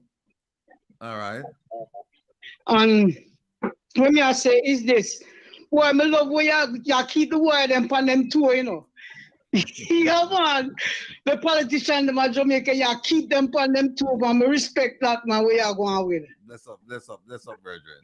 Yeah, man, every time, man. Say, the last time I sit there, I went there in New York. See, I'm Minnesota, I'm there, Yeah. Yeah, man. When I'll give you a call after the program. So yeah, man, all right, do that now because, say spin music, so I'm going global, international right now. All right. Well, I'll tell you what, let me call you after the program. Let me take this other call. I'm going to call you, all right? All right, who Cheers, runs, man? brethren. Yes, caller, go ahead, please. Hello? Hello? That last caller, that's a guy I grew up with in Jamaica. Okay. Yeah, somebody said about bailing. We're not bailing out the politicians, Will. Somebody said we're bailing the politicians out. We're not bailing them out. No. No, we're not going to be bailing them out. Go ahead, please. Yeah, good evening, Mr. Rattigan, and welcome to your special guest that have a very illustrious name, John Lennon. John Lennon, yes. His name is affiliated to the Beatles, I believe. Group named the Beatles from out of London. Anyway, I want him to address 2 things. One, I heard he mentioned about the dollar and its devaluation, and he doesn't know why. So the question Hello? Lost him. Yeah, caller, go ahead, please. Hello? Yeah, Ratty? Yes. Yeah. About what a lady was saying about paying off the IMF debt. Yes. Yeah. Me think it would have better to really come together and put the money there together and start some little small business in a Jamaica. That's an idea. Like some small industries, some processing plants and stuff like that. I think the money would be more worthwhile that way. Yeah, that's an idea that we should explore. Then the trickle down could have helped to sustain the economy. Okay. Yeah, and then the people them would have some job and something But more than like to talk to you after the program one of All the right. times. All right. Listen to. I'll be off at 6:30. You can call me back. All right. All right. Yeah, that was discussed, that wasn't it, Will? When I was saying about the debt. Yes. Yeah, you have to turn on your device because we can't hear it. Hello, is it my time? Yeah, go ahead, please. Yes, I was asking about the question of production and exports, if that would have a bearing on the devaluation, because we're not we are importing more than we export. Yeah. So that would be a function of the devaluation Mr. Lennon was talking about. And the next question I want to ask, I heard him on another program was talking about the bauxite industry and that the Jamaicans are not making any money on the in the bauxite industry, contrary to what us Jamaicans might believe. So that's those two issues I would like him to address. Yeah, all right. I'm gonna take another call, but he'll answer the question. Listen carefully, all right? Okay. All right. Yes, caller, go ahead, please. Mr. Rattigan. Yes, sir. I have been trying to reach him for a long time. I have spoken to Mr. Lonesome. I have designed a program. Are you in a place where it's windy? Let me move around. I have designed a program. Can you hear me? Yes. To do a parallel economy in Jamaica where the diaspora control it. And that would solve all the problems that you're talking about in Jamaica. Uh-huh. I would like to share that with you. It's very an amazing program. Okay. And I reached out to Mr. Lonesome, but he was busy over the weekend. So I wanted to discuss it with both of you, so you can ask me all the questions and I can answer them and show you how it can work. Okay? I tell you what we do. Let's do this. Tomorrow night he has a town hall meeting and I will be on it. Why don't you call? Because then you'll get two for the price of one. Both of us will be on it. What number do I call? No, you just go to YouTube. Yes. And the program will be there, and then you can just come in the chat room. Okay. All right. And we can go from there. I will do that. All right. Thank you very much. You're welcome, sir. All right. Yeah, John, you want to go ahead and answer the question? Yeah. One person talked about not paying the debt and investing in manufacturing. Remember? Yes. Yeah. Well, we spoke about that. That's how we started the program, wasn't it? The debt isn't a bad thing. We could be investing instead of doing that. Yeah. So we have two options: paying back the debt, or we can invest. I'm for investing because that way, as he said, the gentleman correctly said again about our import versus export. Again, if we're manufacturing, those tins of beans I was talking about, they wouldn't be coming into the country. Their khaki uniforms wouldn't be coming into the country. There's so many things that we can make here and take these. When I was in England, you never see people selling on the side of the streets. Well, you don't see that. But in Jamaica, you go out there and there's more, all you see along the main road is people out there higgling, selling whatever, whether it's flannels or underwear or food, but they're selling something on the side of the street instead of you walking into a shop to buy it. If you go to a bar, there'll be somebody outside, set up a little store trying to sell beer there. All of these people could be working in factories, couldn't they? Because that's what they do in places like England. They work in factories, but we don't have that because it all comes down again to our energy policy. You don't have manufacturing is the key for all big economies are based on manufacturing, unless you have oil like in Saudi Arabia or something like that. But you go to Germany, manufacturing, China, China, Japan, Korea, all about manufacturing, isn't it?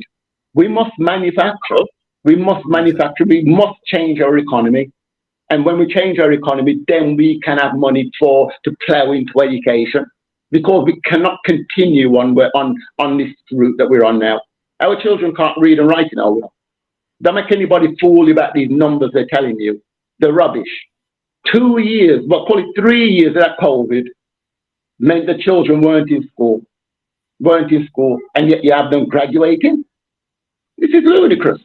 Can you imagine what they're gonna, what we're turning out at the moment? It's frightening. It's truly frightening. Hold on a second. Caller, go ahead, please. Okay, Mr. Rattigan, bless up yourself. Yeah, and first time calling on your program. Thank you. Yeah, the thing I figure out with our Jamaican population, 100% is crying. Everywhere you go, you hear them cry. But where's the unity? Mm-hmm. No one unite to go out there and said, okay, 50% of us going out there to protest against this and get the government attention. No one doing it.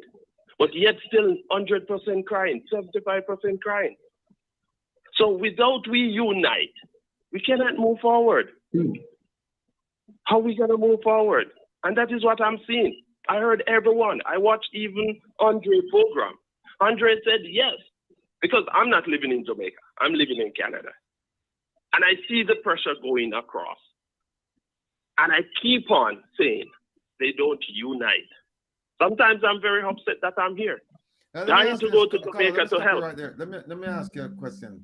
Do you have a proposal for unity? The proposal for unity to me now is, what would I say now? Community intervention and get the youth then together. And what's that gonna look like? Huh? What does that look like?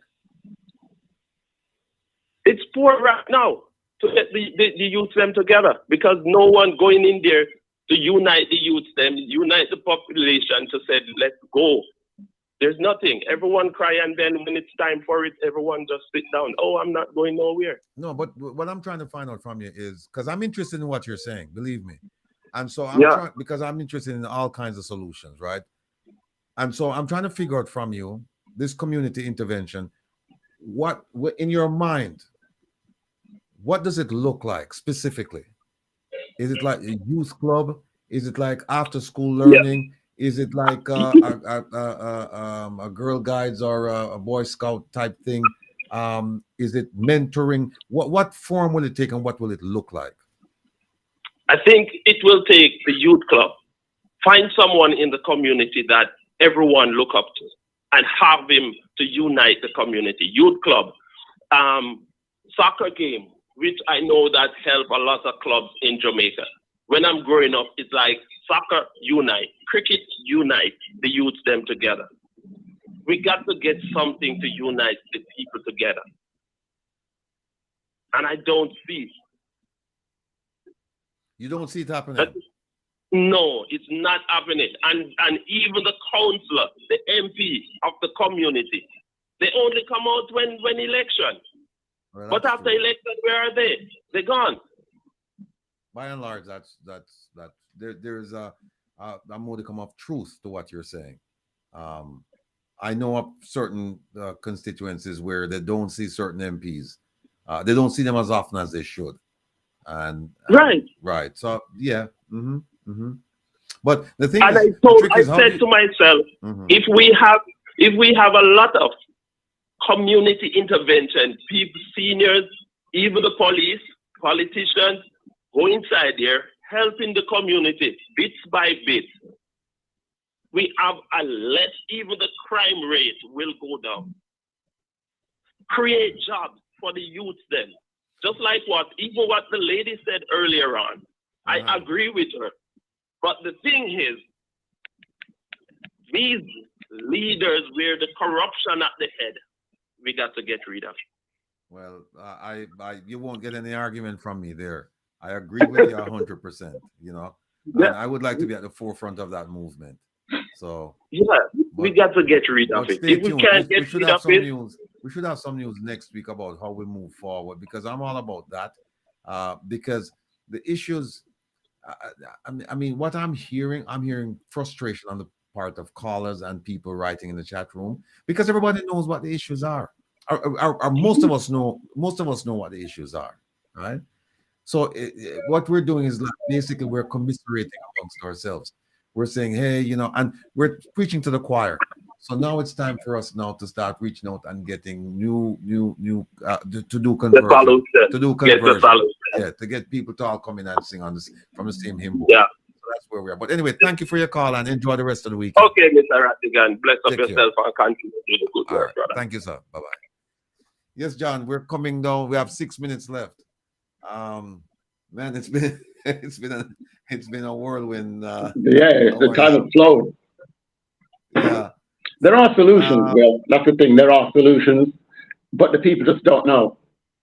And when I speak to people on the street, unfortunately, people hear the English accent and straight away they think, oh, I come from England and they all know everything. This isn't, you'll say certain things and they'll say, oh, this isn't Dubai, or, when you talk about how you can invest, because they've got this into their head that Jamaica is very, very poor. Sorry to interrupt you, John. All right, go ahead, caller, please. This is probably one of the Nicole. Yeah. So listen, he was talking about just now about getting community together, and I agree with him 100%. And I believe that where we have to start is with the schools. So, for instance, we have a big problem with healthcare. I'm just using healthcare because that's one of the biggest issues across Jamaica, right? Right. Where I live in Georgia, they have what we call junior EMTs. Okay. So what they're responsible for, because they live in a neighborhood, they're designated the EMT within their neighborhood. Okay. Wherever they live, like a subdivision, right? Okay. So they will be the first line of defense if 911 is called, or you have those elderly people that live in the neighborhood, they need to get their pressure checked and stuff like that. They would do that. Okay. I think that's a program, and I'm that will be good to bring community together. Because since we have such a problem with healthcare, we could start training junior EMTs within high schools and pick out by region wherever they live. Like, where do you live? And we go ahead and say, for instance, I'm going to use, say, Mount Alvernia. That's my alma mater. So Mount Alvernia. The kids are from, say, Salem. We start training kids that are from Salem. So make sure there's at least one in every neighborhood or whatever. So that will start to bring community. Nicole, let me ask. I have a question for you. Sorry to interrupt you. Who would manage this program? Would it be government or would it be? No. Okay. It would be managed by basically we go through the school to get. I don't have a problem setting up because I already have a proposal together, and I have people that would fly down with me that are paramedics here that train other EMT and paramedics that are willing to go to Jamaica and start training it. Once you get the base and then you get a trainer going. So the trainer would be in the school. Okay. So once you go through, say, the first level, like the first 1 year or 2 years of it, then that person will be able to be certified as a trainer. So every time that's how you would keep on replenishing the pipeline, where you would have not total healthcare in the neighborhood, but it would be like, say, somebody, CPR, there's AED within that community. If somebody's having a heart attack, we have aspirin, we have stuff. I don't mind doing that and getting it set up. So if that's something that you guys would like to start and would want to go into, I have it, because I know people that will be willing to go in the summertime to start the trainings. Okay. All right. It sounds like an idea. I would just love to see it on paper, see how it's gonna, what it's gonna look like. I mean, I hear you, but it's a worthwhile. Look, at this point, something like we have to do something. Exactly. We have to do something. Exactly. Try something and let it fail. Exactly. But sitting down and not trying anything is not going to be the answer, because we can sit here and talk day in, day out. If we don't start to do something, he talks about renewable energy. Solar panels are so easy to make, because I have made homemade ones already. So solar panels are so easy to make that there's a whole industry that we could start setting up where everybody could learn how to make their little solar panel and start moving off JPS. All right, I'll tell you what, Nicole, let's end it there. I'm going to take one more call because we're pressed for time. We only have 2 minutes. But you and I will talk to you after. Okay, all right. Bye-bye. Caller, you have the distinction of being the very last caller for this program today. Go ahead, please. Yes, sir. So good night to all of the folks that's on the program. Yes, sir. Yes, Mr. Rattigan. All right. So what I've been hearing so far, everybody has been making some very good points. But I do believe I heard a call said earlier in terms of where your program, Mr. Lonesome, probably even people like Andre Stevenson, everybody need to get together. Right. You see, majority of the grassroots people, this is where they're at, which is in social media. They're not into the mainstream and they're listening. True. And everybody is looking for a catalyst in terms of ways to move forward.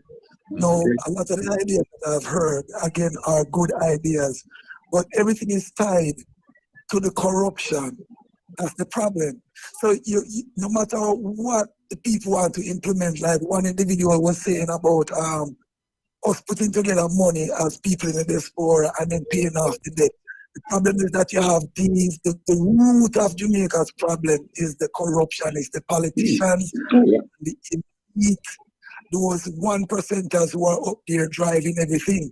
You have to focus on fighting that part of it first in order to get the other things then to change. Put it this way, what is their problem? Their problem is us, the diaspora. Where is Jamaica's greatest minds? There's over 3 million Jamaicans on the land, but majority of us is overseas. For one reason or another, we chose to move on and go overseas and have garnered a level of intelligence and education and knowledge and experience that far surpasses that most of us want to go back home. That can be utilized to put Jamaica into a first world country status. Right. This is what they are afraid of, because right now you're having outside the people like yourself who is suing them, doing things that most Jamaicans didn't even know is possible. You have this man, this gentleman now, who, when you listen to him, yes, he sound like my Englishman, but he's a Jamaican. Right. So whether he was born there under Jamaican parentage, grew up and having this level of knowledge and has returned home, this is what they're afraid of, because guess what?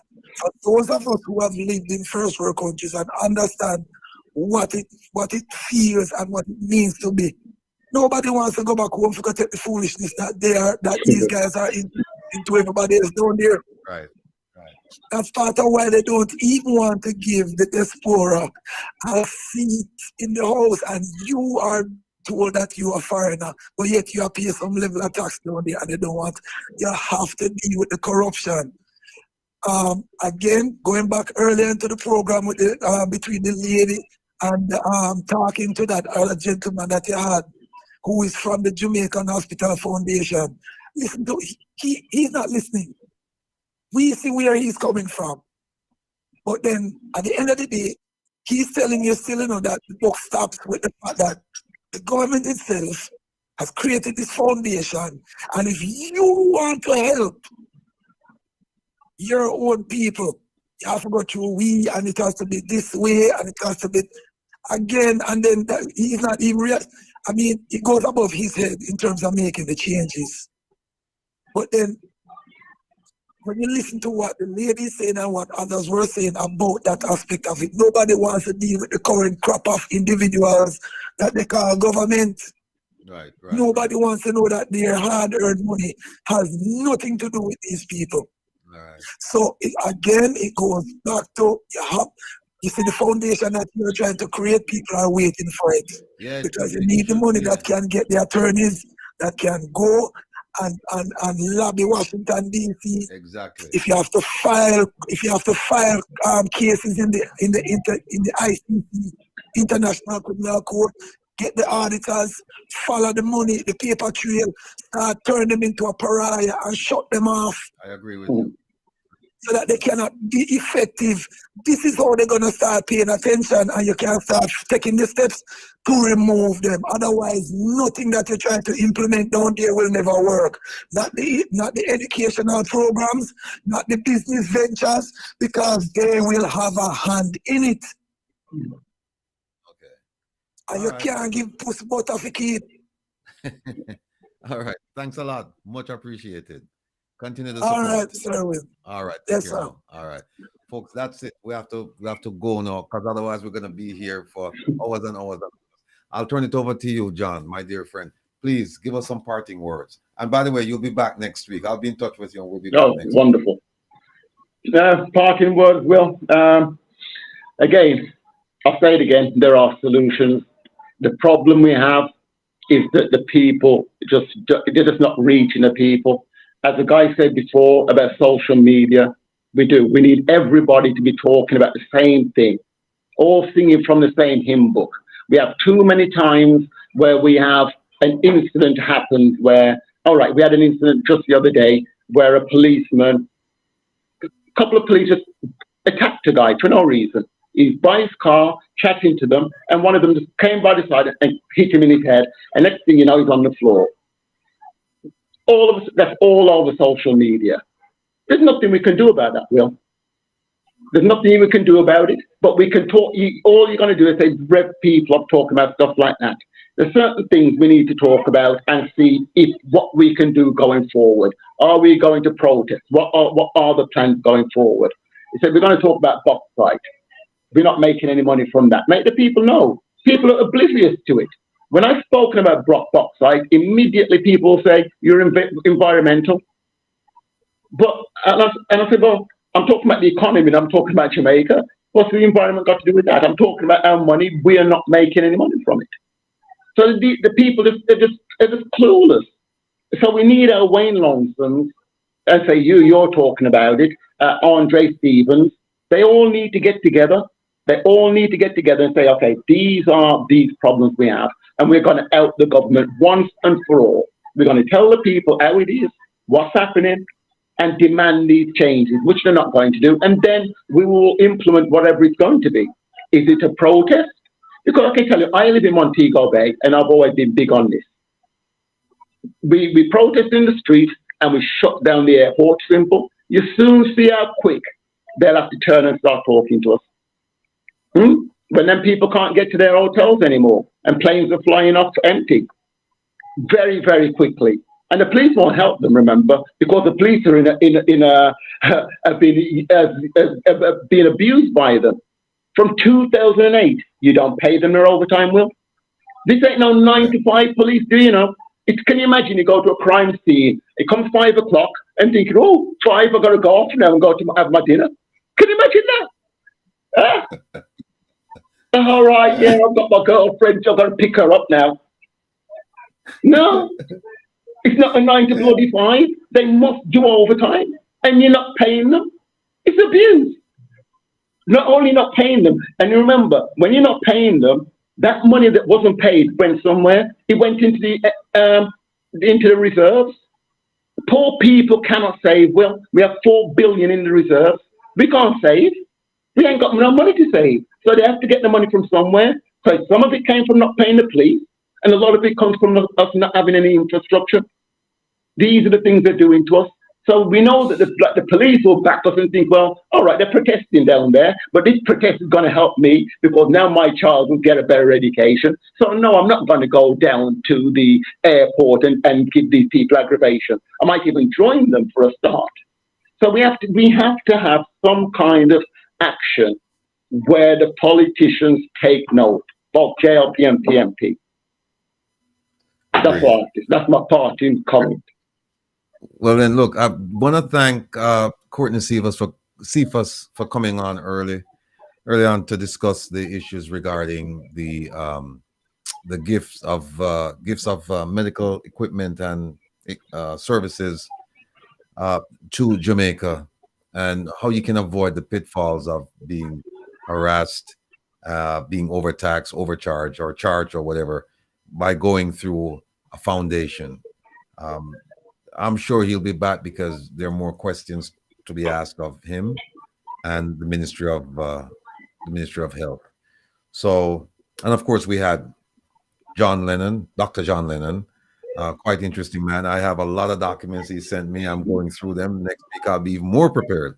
But he has promised to join us next week. And we will continue this discussion because it's a discussion that's well worth having.